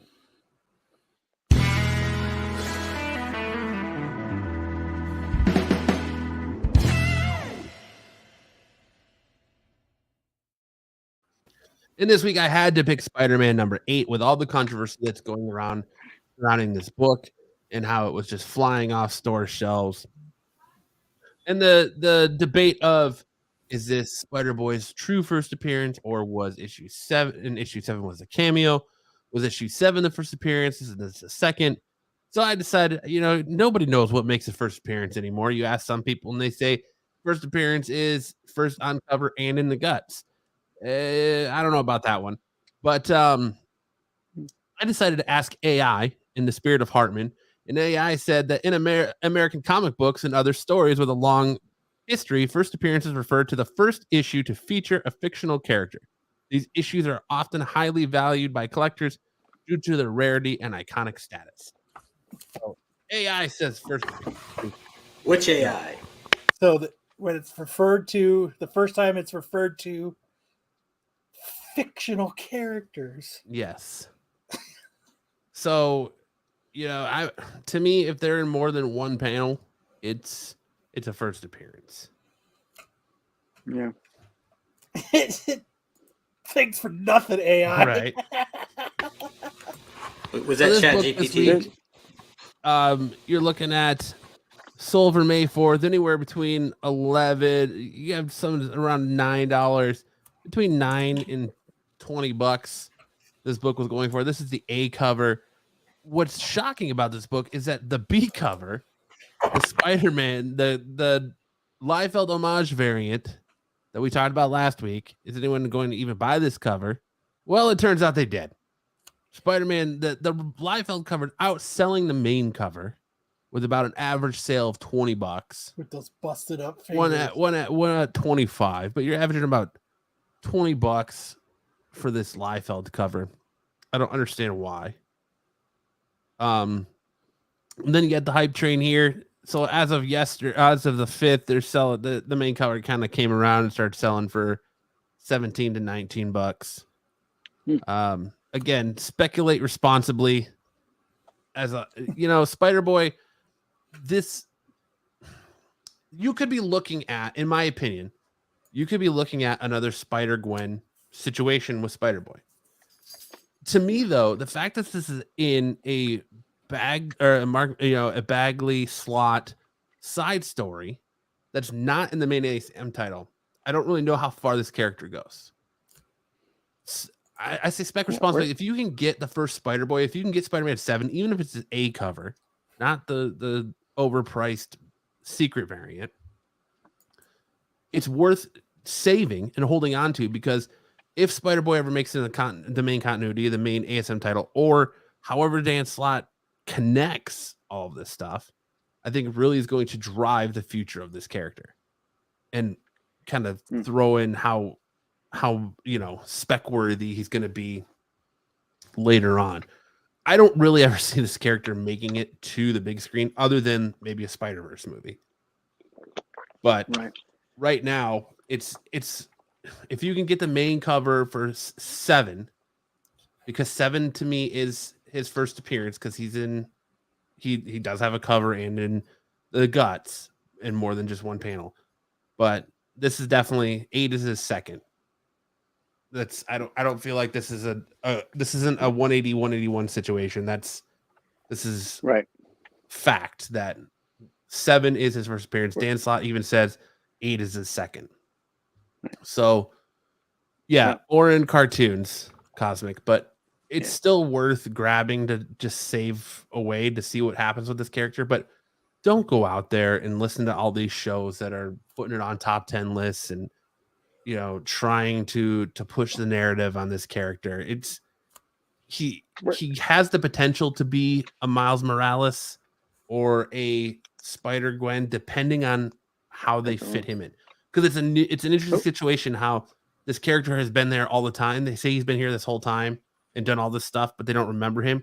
So it's going to be just, I think the way they put the pieces together is really going to affect the speckability on this character moving down the line.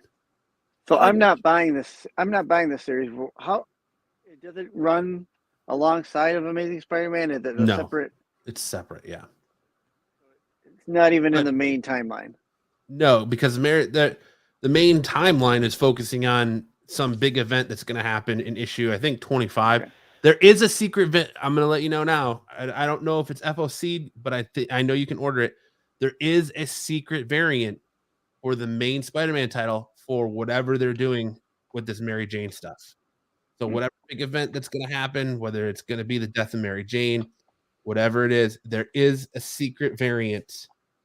I want to say it's for 24 or 25. Why are you putting that in the chat? Why don't you just say it, Hartman? What? Oh, I was muted. That's not Hartman. No, okay. Sure, it is not Hartman. All right. Keep moving. But that brings us into our new segment, the Simmering 10. I mean, that's not Hartman Sports Cars. So the Simmering 10 is going to be our version here of the Hot 10 lists that you see all over the place. So it's going to be a little bit more refined. This is a infancy stage here.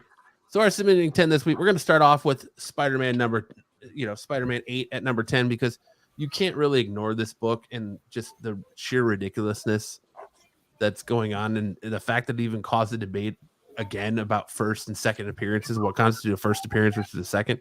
But it also is just a badass cover, man. You can see his bones. At number 9, we have Star Wars 34, because, again, FOMO, man. FOMO. I don't think secret means what Matt thinks it means. No, it does. There's a secret variant. They have not released the cover of it yet. It's the same shit that happened with the Spider-Boy stuff. But Star Wars number 9. I think it's like Fight Club. You don't talk about it. Specking on these characters that are never going to come. Like, I don't know. I think the Star Wars boys agree that specking on these, if they're not legacy characters, it's not even worth specking on them, because nothing's going to be done with them. They're going to be throwaway characters. Web of Spider-Man 118. The first solo clone series, Ben Reilly. This book is on at number 8 because this book is actually flying off of eBay right now and selling, and had a huge jump because of the announcement that came from the director and writers behind Across the Spider-Verse of who is voicing this character. And they're saying that they have a big time voice actor. Sam. They're super excited about it. Everyone's going to be blown away by it. That they're keeping this character so secret that it's being kept secret from the rest of the cast. Because when they do these voices, they do them in individual different places. So none of them are acting together when they voice these characters. So the voice of Ben Reilly, Scarlet Spider, is being kept so under wraps that nobody else in the cast even knows who it is. It's Doogie Howser. So that has caused this book to catch a lot of hype this week. At number 7, we have Fantastic Four, number 67, the first appearance of Adam Warlock. If you guys watched Guardians of the Galaxy Volume 3 that dropped on Friday, you know that Adam Warlock plays very heavily into that movie, even though I personally think that he's a wasted character in that movie.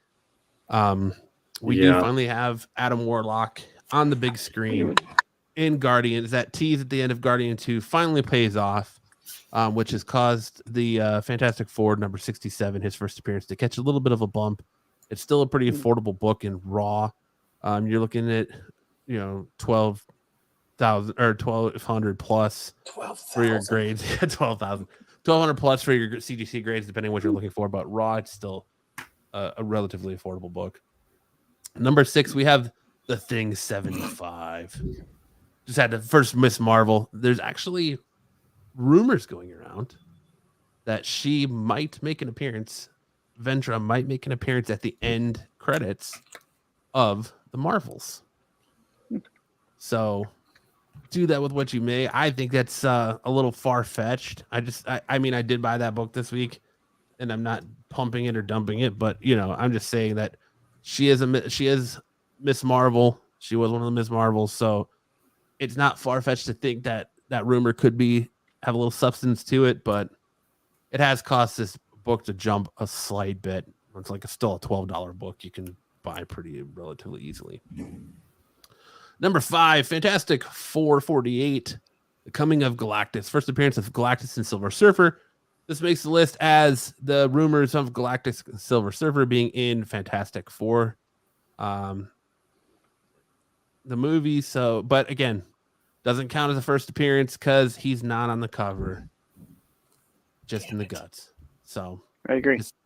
The price on this book should just fall because it's not a first appearance. First appearance of the Watcher's slippers, though. Yes. There you go. I bought the she things already. Now is there more to buy? We'll go over that. Then we have at number 4, we have Captain Marvel 16. Because if you watched Guardians of the Galaxy Volume 3, there is a character that they are referring to as Favel in that character. And this is her first debut in Captain Marvel 16. Nice. That's caused this book to take a little bit of a jump. I feel like it's a stretch because they don't even really name the character. It's just a lot of similarities to this character, so that people are like, "Oh, that's who that is. That's who it is." But we'll see. Number 3, we have The Rocketeer: Planes, Dames, and Rockets. This was a Kickstarter book. I saw it was on number 1 and a couple other hot lists, so I started looking into it, and I could actually only find 2 sales on eBay. One was like $75 and the other one was like $125. I don't know if you can really call this like a hot book if it's a Kickstarter. It's part of a Kickstarter thing. So I don't know. Do that as you will. Nice Adam Hughes cover, though. Yeah, it is a nice Adam Hughes cover for sure. But like Kickstarters, isn't that the whole thing about Kickstarters? You limit your stuff anyways. So it's like, I don't know. For me, it's like if it doesn't come out through your LCS, can you really throw it on a hot 10 list? But that rocket is 200 pounds easy. Absolutely. Oh, yeah. I'm surprised it's not falling back. Number 2 is The Incredible Hulk 271, first Rocket Raccoon, as well as all of his animal talking friends, which are all very well represented in Guardians of the Galaxy Volume 3. So that's caused this book to take a little bit of a jump this week as people are trying to get Rocket and his little buddies. And then number 1, we have, of course, The Amazing Spider-Man 41. Rhinos and shit. Yeah. First appearance of Rhino that connects to the Kraven the Hunter news that came out last week that Rhino is going to make his appearance. Apparently my boy Kyle loves this cover. I do. And I hear he might have a copy of it. Don't know. I think when I sold all my Spider-Man books, I think I actually got rid of this one. Which I shouldn't have. It is a good cover, even though Rhino kind of looks like a thumb. His head looks like a thumb. There's the nail, but it is a beautiful, highly sought after. Still pretty affordable. It's getting up there though. Your decent graded are going to be $1,500 and up. Your raws are getting around to be around $300-$400 depending on quality, but it's definitely a book to pick up if you Look can. at Stick showing off. Look at Six showing off, man. Love it. Mine the fair condition one, but it's pretty nice. Hey, you got it in your collection, so that's what it There you matters. go. Okay, And of before- course, hold on. Before you do top 5, remember, buy your things, your she things. Spec heavy on she thing on this show, right? So you want to make sure you're getting thing 35. Make sure you get thing 27. Make sure you get thing 379 and get thing 310. There's all your she things right there. Spec heavy on she thing because she thing is coming. You should post a PDF of that for who missed it. She thing's coming, Kyle. Yeah. I concede my time to Mr. Kyle. Yeah, watch out for she things when you're in a bar. Okay, so you guys were nice enough last week to give us a few super chats. That was a And good joke, Sticks. I went. Thank you. So because we got a couple super chats last week, I didn't know if anyone heard me. I got a call from Marco and Pete, and we had a little sit down and talk. Oh, here we go. And I didn't get in trouble this time now. And they said this is what they wanted to do. Since we got a few super chats, they wanted to use that money once we get to a certain amount to buy me new curtains. And a pizza party, like 6th grade. That was So- a great pizza party. So We're all going to Chuck E. Cheese. So what they've told me is I need to pick out some curtains, show them off. It's like we're getting married. Shower So curtains. what we need to do is once we get the super chats up We can do it. to that amount, will get me new curtains. So not in any particular order except for number 1.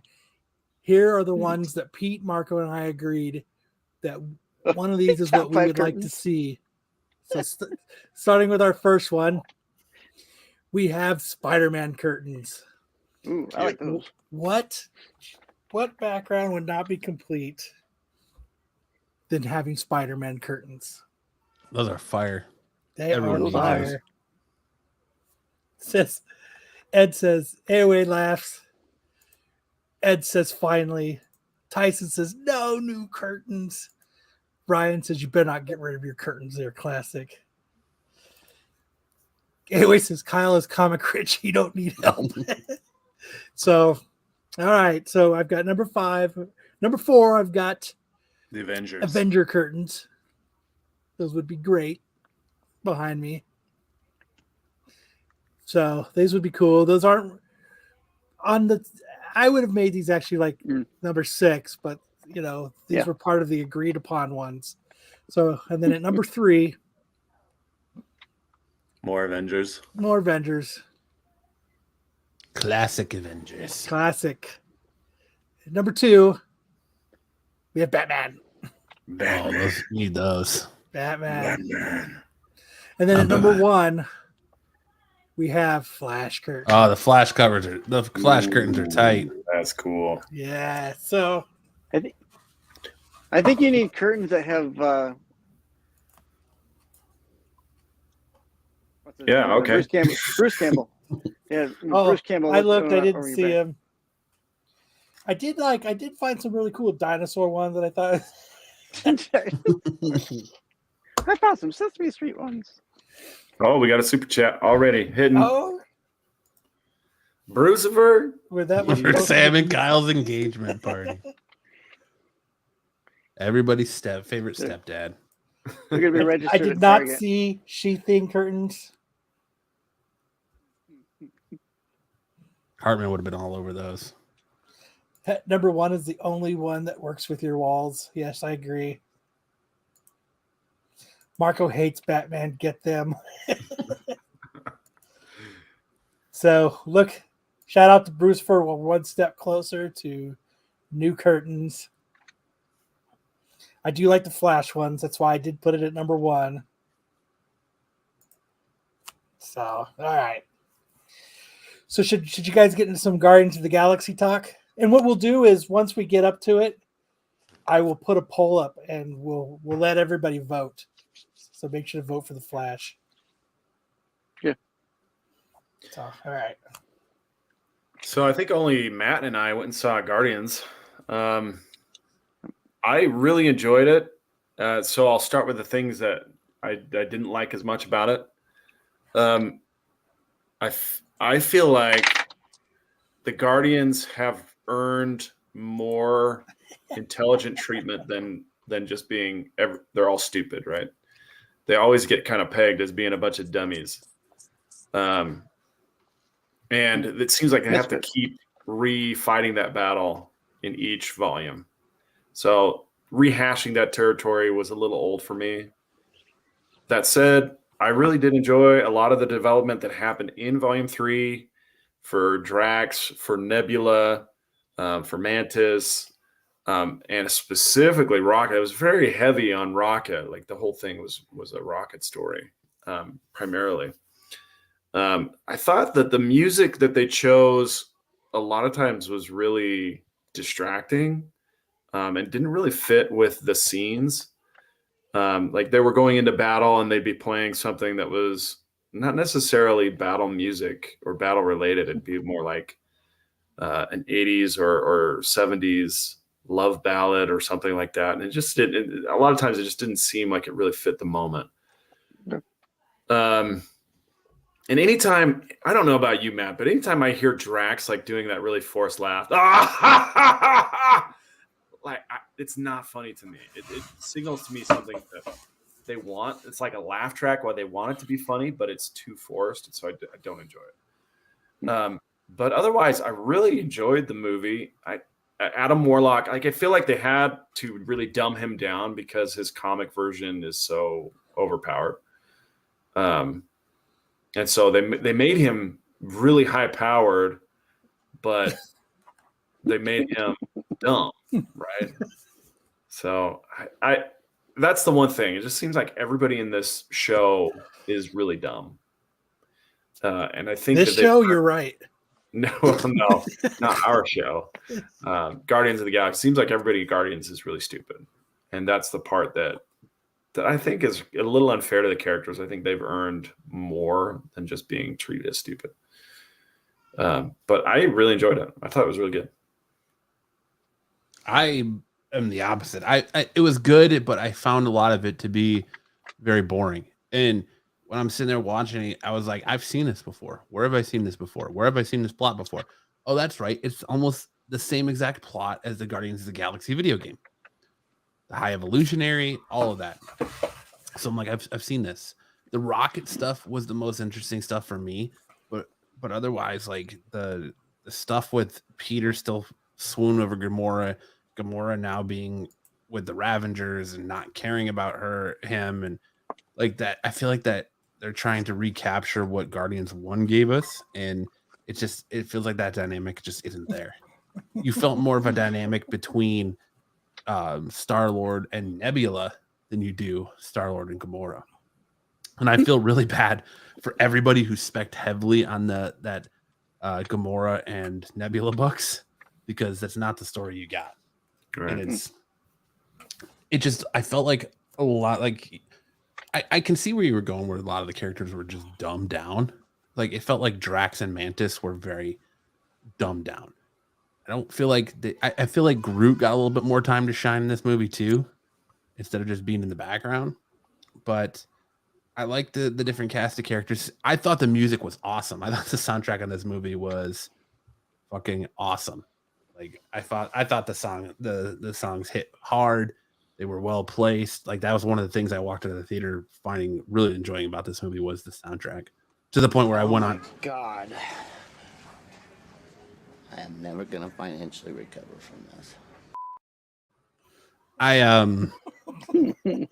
walked out of the movie actually looking on Apple Music for the soundtrack, but they don't give you all the songs. It's just the like instrumentals behind everything. I hate when they do that. Yeah, because there's a few times I've done that. Oh, the score. They only had the score on there. Mm-hmm. Yeah, I felt like Adam Warlock was wasted. I felt like Adam Warlock would have probably been better if this movie was before Endgame. Like I feel like we say that a lot now. Like this would have fit better before Endgame. If you actually gave him his correct origin and he had the Infinity Stone in his head and he had a reason for being there. I just felt like he was kind of like watered down, an idiot, and kind of misused, but that was just me. Otherwise, I enjoyed it for what it was. I just like I said, found myself feeling like it was very familiar. We've been here before. I just need a little bit more substance out of this movie. And like they cut the trailer to make you think that like this is dire. This is a dire situation. Everyone's like, oh well, somebody's gonna die, right? Rocket's gonna die. Dave Bautista says he's never playing Drax again, so obviously maybe Drax dies. And it just, I'm not gonna ruin it for you, the outcome of the movie, but it just feels like they set that up with no payoff. But So these are the songs that were in it. Which ones were you looking for afterwards? those are the songs I was looking for. Like I was just looking for the soundtrack to listen to on the way home, and they didn't have. They just had like Guardians go into battle and like just the score, like the instrumental score. Yeah, but I hate when they do that. I like that they got Faith No More. We care a lot. We care a lot. That's good. Try searching instead of doing soundtrack. Do mix. Guardians Volume 3 mix. Sometimes people put a mix up on there of those songs. Well, I feel like I agree with you on a lot of points. I feel like I weigh them differently. Like for you, the things that were bad were really bad, and for me, they were only kind of bad. But otherwise, I thought it was really good. I think James Gunn is very good at kind of bringing these weirdos together. You know, he wants everybody to be really weird. The rocket flashback stuff was really, really touching. In my opinion. yes, it was. It was. It was definitely the strongest part What of the were movie. the flashbacks? Is it like spoiler or? It was just like Yeah. how he came to be created, how he went His from origin. a raccoon to Rocket, basically. But there was a lot of really emotional moments. Most of the emotional beats came from that particular storyline. I agree with you on the Star-Lord Gamora part. I feel like it was this kind of it didn't hit on all cylinders, but again, like it didn't detract so much from the experience that I didn't like the movie. It's just, it's just kind of a thing. And then Adam Warlock, kind of the same temperature for me. Like he doesn't need to be dumb. He doesn't need to be that dumb in order to be an effective piece of this movie. For you too, would you say this movie helped or hindered, or are you at the same level about James Gunn for DC? I think I'm about the same for me. Yeah. Personally. I agree with that. I feel like this is in line with other things that he's produced. I don't think it was like his magnum opus, and it wasn't like a dumpster fire. Okay. I would say it's probably middle of the road of his he kind of filmography. stayed on track of what he's been doing then. Yeah, I don't think it was a misfire by any means. That's good And enough. I would say it's a little bit more Guardians 2 vibes versus the success of Guardians 1. It wasn't like, I don't know. I was expecting more out of it. Like I expect, like I said, when you first see that first trailer, like, I was expecting more heart-wrenching moments, and they're there with Rocket, but like it really did nothing to. I feel like Marvel's in this formula now where they went from using their after credits and using that stuff to move forward the MCU, and they're not doing that anymore. Because like the after credit scenes in this movie really are kind of throwaway. Would you agree, Sam? Felt like James Gunn's last movie. Well, it is, but it's just not like they didn't use it to move pieces forward. Like there was no exciting what's coming up type Right, of thing? exactly. They didn't introduce anybody new. They didn't introduce really any new storylines either. They said It just was kind of like a touching send off to these characters who, hey, they're still kicking around. Don't get worried. Don't be worried. They're still kicking around. But it was, I would say it was pretty good. I didn't hate it by any means, and I really enjoyed a lot of it. It's just there were a couple choices that I was like, that just doesn't seem fair. I feel like we've come a long way You know, think some of for the- example, I those don't are think books. the Star-Lord ruining the Thanos attack in Infinity War was fair. Like the part where he goes, "I'm not from Earth, I'm from Missouri." Like that makes him sound really stupid, and he's not that stupid. So you get nothing. You lose. Good day, sir. So I was gonna say, so did the gold lady die? I can't hear you when you whisper, bro. Why are you whispering? Because I think he's trying not to 'Cause I spoil wanted it. to hear me. Oh, okay. The Sovereign, the leader of the Sovereign, is back. They What do really call her? like High Priestess. They call her the High the- Priestess. Is that the right? gold people. They Yeah. the really Sovereign. made them like not as cool as you thought they were. Well, a lot of them died in Guardians Volume 2. Yeah. I don't know how many of them there were, but a lot of them died in Guardians 2. And there's Who only took two my of them. battery? There's only two of them in this one. And Really soccer mommed it in. so they don't really get a lot of limelight as the Sovereign. It's just a way to introduce Adam Warlock, really. They So were is it like worth going to high the- queen stuff in the last one, and then they turned into this like cool mom scenario. So I'm still looking forward to seeing it. So Is it worth going to think the you movies should. to see I it, think or you is it should. something that you should wait for? I definitely think you want to see it in the movies, just because the visuals and the soundtrack and just how you have the Atmos. If you go to a theater that has the Adobe Atmos, like the sound design is really, really good on it, and I definitely think it'd be worth seeing in theaters just because of how the scale of it.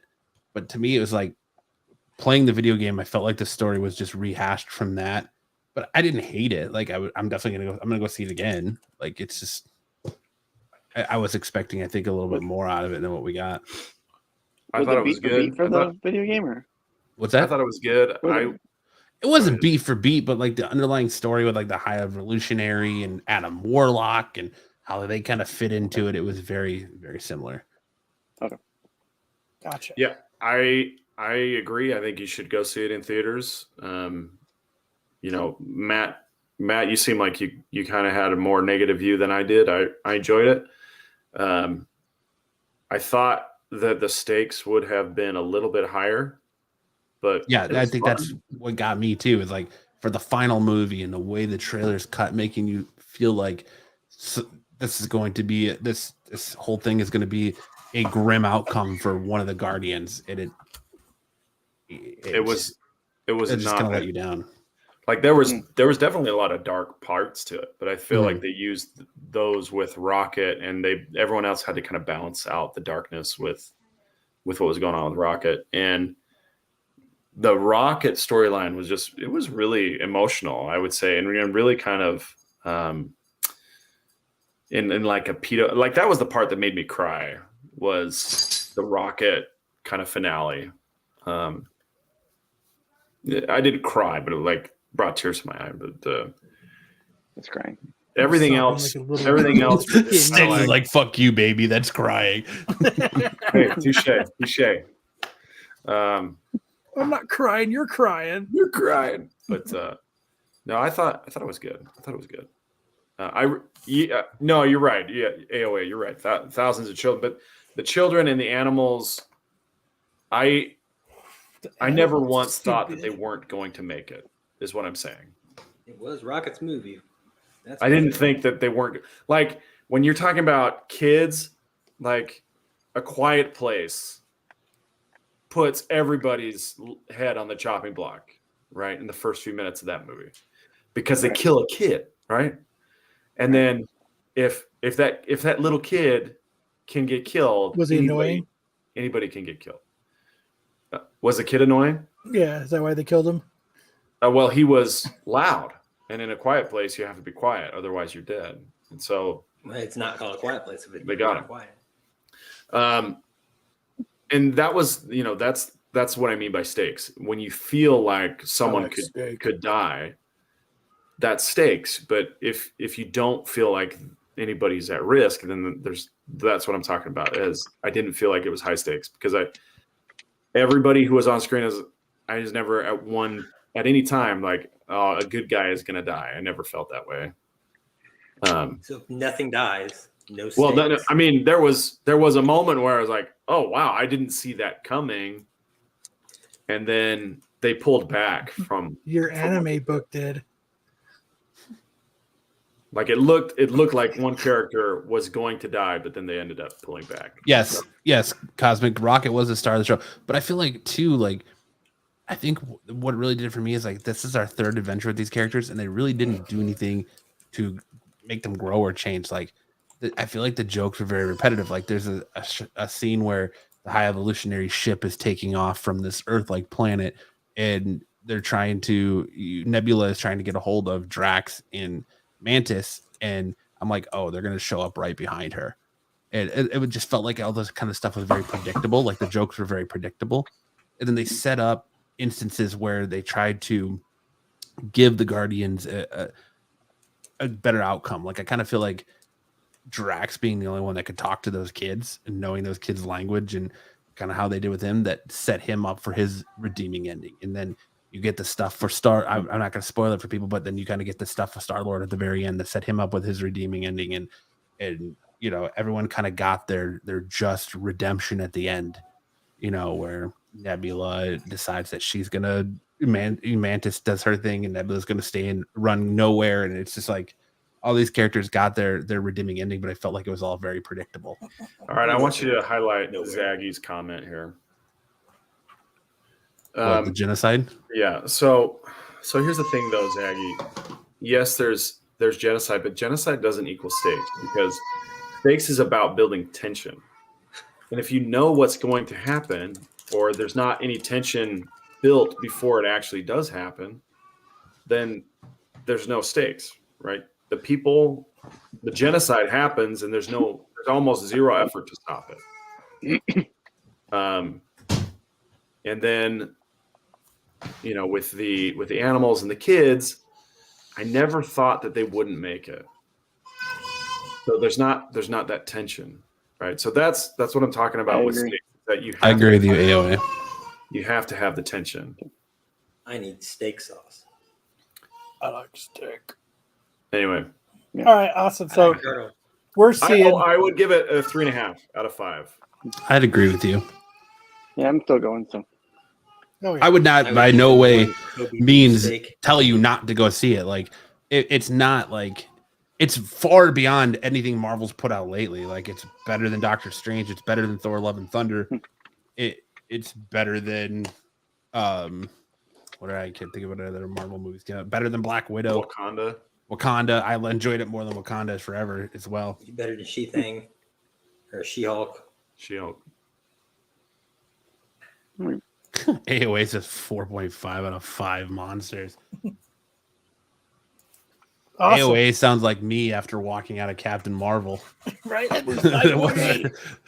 mean, it was a solid movie, but it wasn't that solid. The soundtrack is I can't believe Sam had that opinion. Like I thought for sure we'd agree on that, but I thought the soundtrack was phenomenal. I mean, there were parts of it that I like. I like Creep. I like the one Since You've Been Gone. I thought that was a good song. The Flaming Lips. Yeah, I don't think Sam was saying that the soundtrack was horrible. The soundtrack was no. He said it great just soundtrack. Are you didn't, crazy? didn't feel like it fit.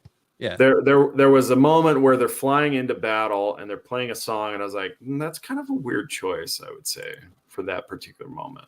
And that happened probably 3 times in the movie where I was like, oh, that's kind of a weird choice. What song do they play when they're flying into battle? I forget. But Since You've Been Gone.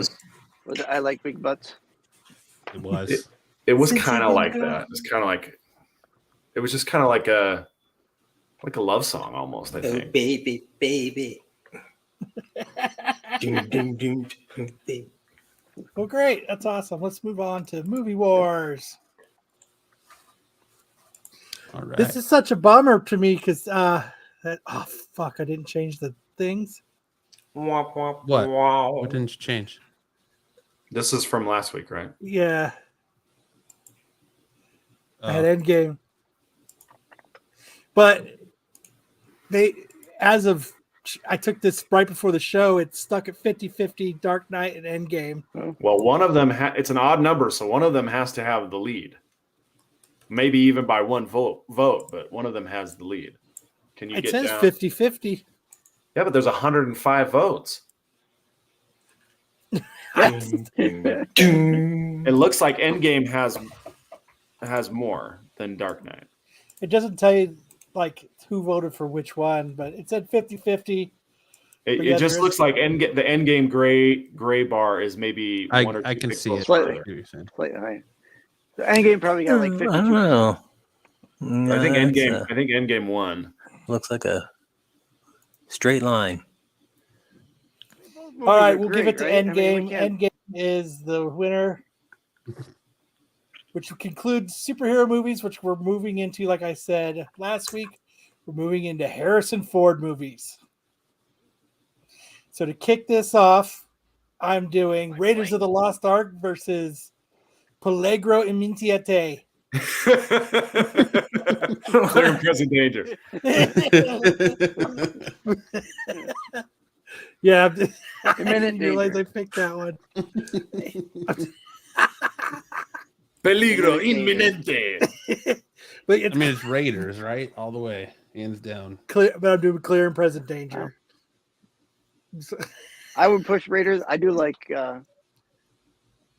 Mente. It's a pretty good movie. Peligro inminente. That's a It Jack is Ryan movie. Yeah. I mean, I would go with Raiders of the Lost Ark as well, just because it's Raiders of the Lost Ark is epic. It's iconic. Yes. Yeah.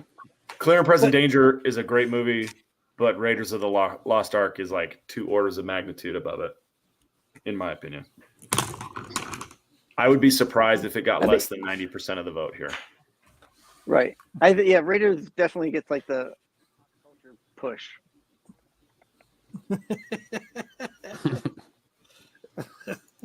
Vatos locos. Johnny Man. Taco. But that's what I'm doing. That's this week. You guys can go vote. I'm gonna make Pete use that one still. All right. Remember to go over to the Renovision community tab and vote in Movie Wars for either Raiders of the Lost Ark or Peligro Imminente. All right, Cartoon Wars time. Last week we had Pinky the Brain versus Eek the Cat, and there was an ass. This was an ass whooping so bad that someone should call the police. As Pinky and the Brain destroyed Eek the Cat, 91% to 9 out of 70 votes. Criminal. That beating should be criminal. So this week we're gonna do Pinky and the Brain versus the real Ghostbusters. I think Pinky the Brain's gonna This is kill going to be the another Ghostbusters. shellacking. Yeah. Wow. The real Ghostbusters was good, but it's Pinky the Brain's gonna be hard. Yeah, there's only like a couple episodes of Real Ghostbusters I'll rewatch. The Halloween Sam Hain one. I love that one.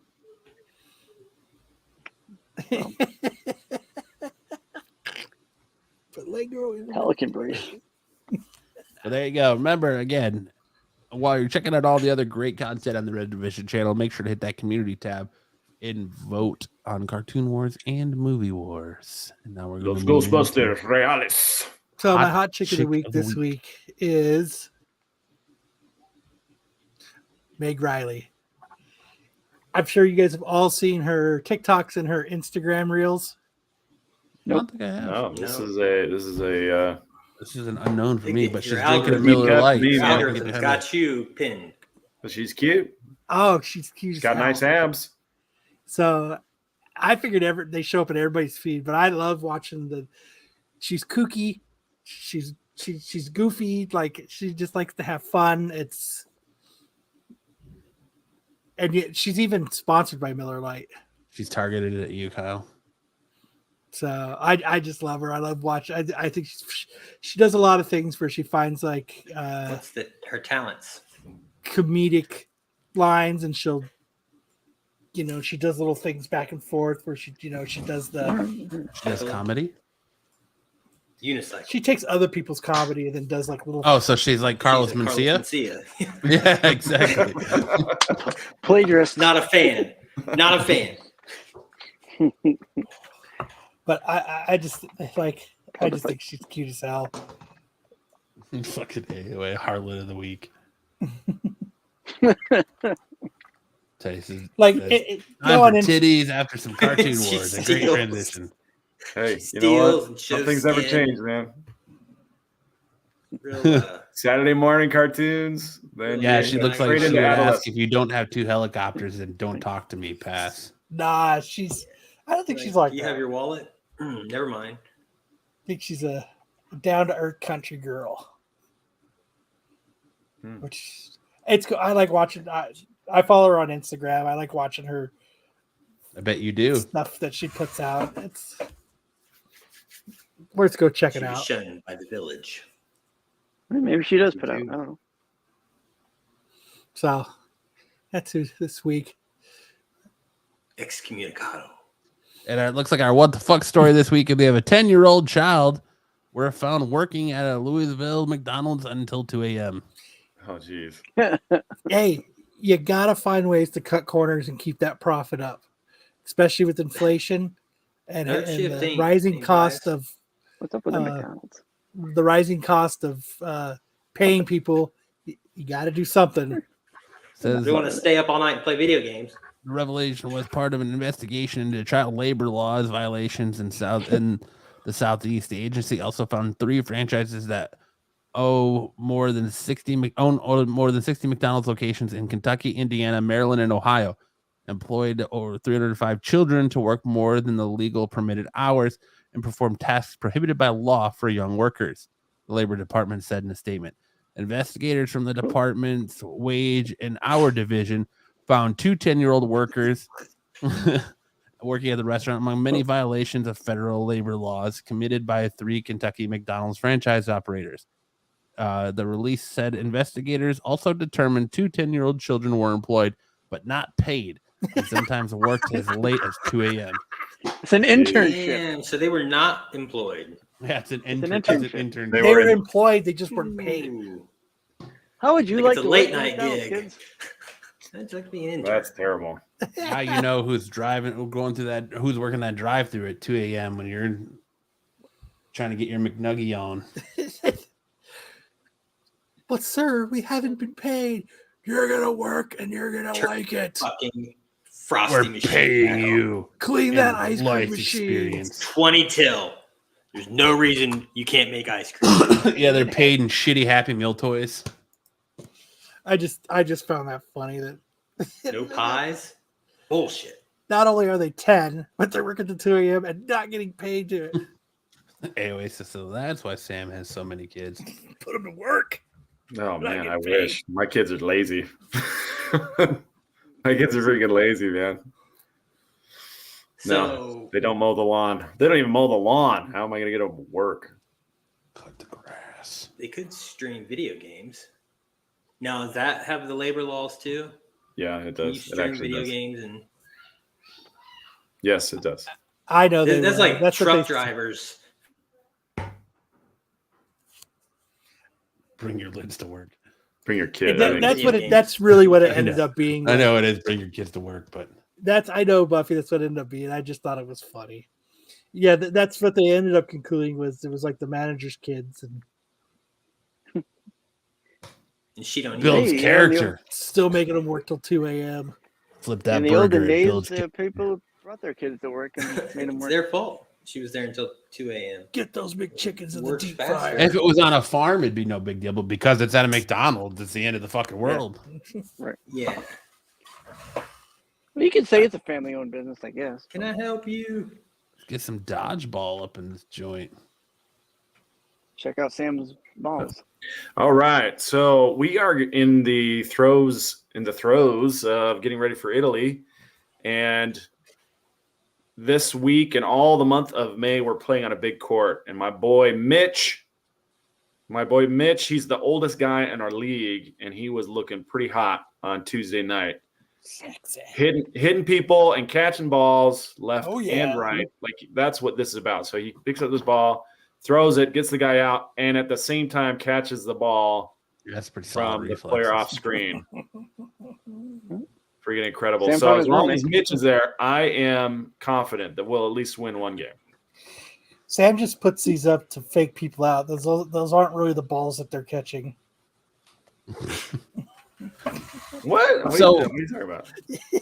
The Italy, do they Yeah. use a different ball than you guys use? These particular balls are slightly lighter than the balls that they'll be using in Italy. So you gotta The make ones that in Italy transition. are going to be slightly, probably 10 grams heavier. Lopsided. I don't know how that translates to ounces, but A lump. You gotta buy, you gotta buy It's them like- big rubber balls and they'll be a little bit heavier. They're not going to be the playground balls like the kick balls. They're going to be these 7-inch foam balls. Ooh, that I are hate the slightly foam ones. heavier. I think that's And- like 6 ounces. Yeah, they're not very heavy, but they're about that same size. These ones are just slightly lighter. The spongy ones. Yeah, see, it's not the same because you don't get that big, that nice, that just satisfying twang sound as you drill somebody in the face. no, we have used those before, and they do. Like, we're in such a small court normally that it's actually pretty dangerous to use them. Get that slight turn. But Ring the bell.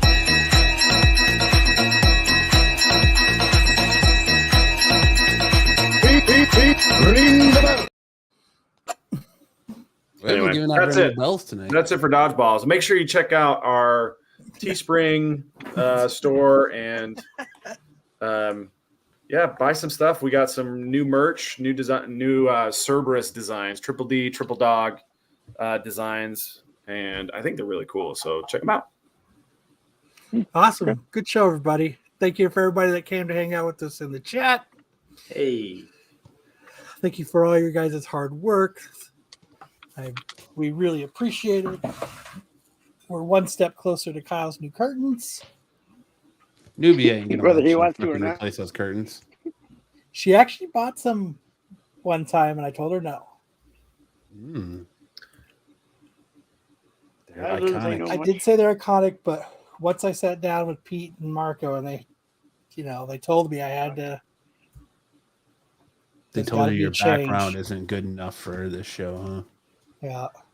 You have the worst background on YouTube comic shows. Well, I think Heard that's that not true before. at all.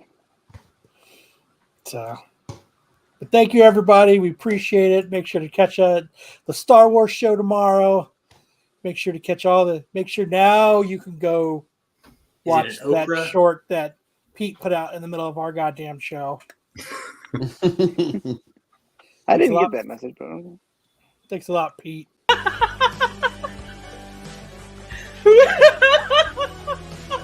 That's the wrong one.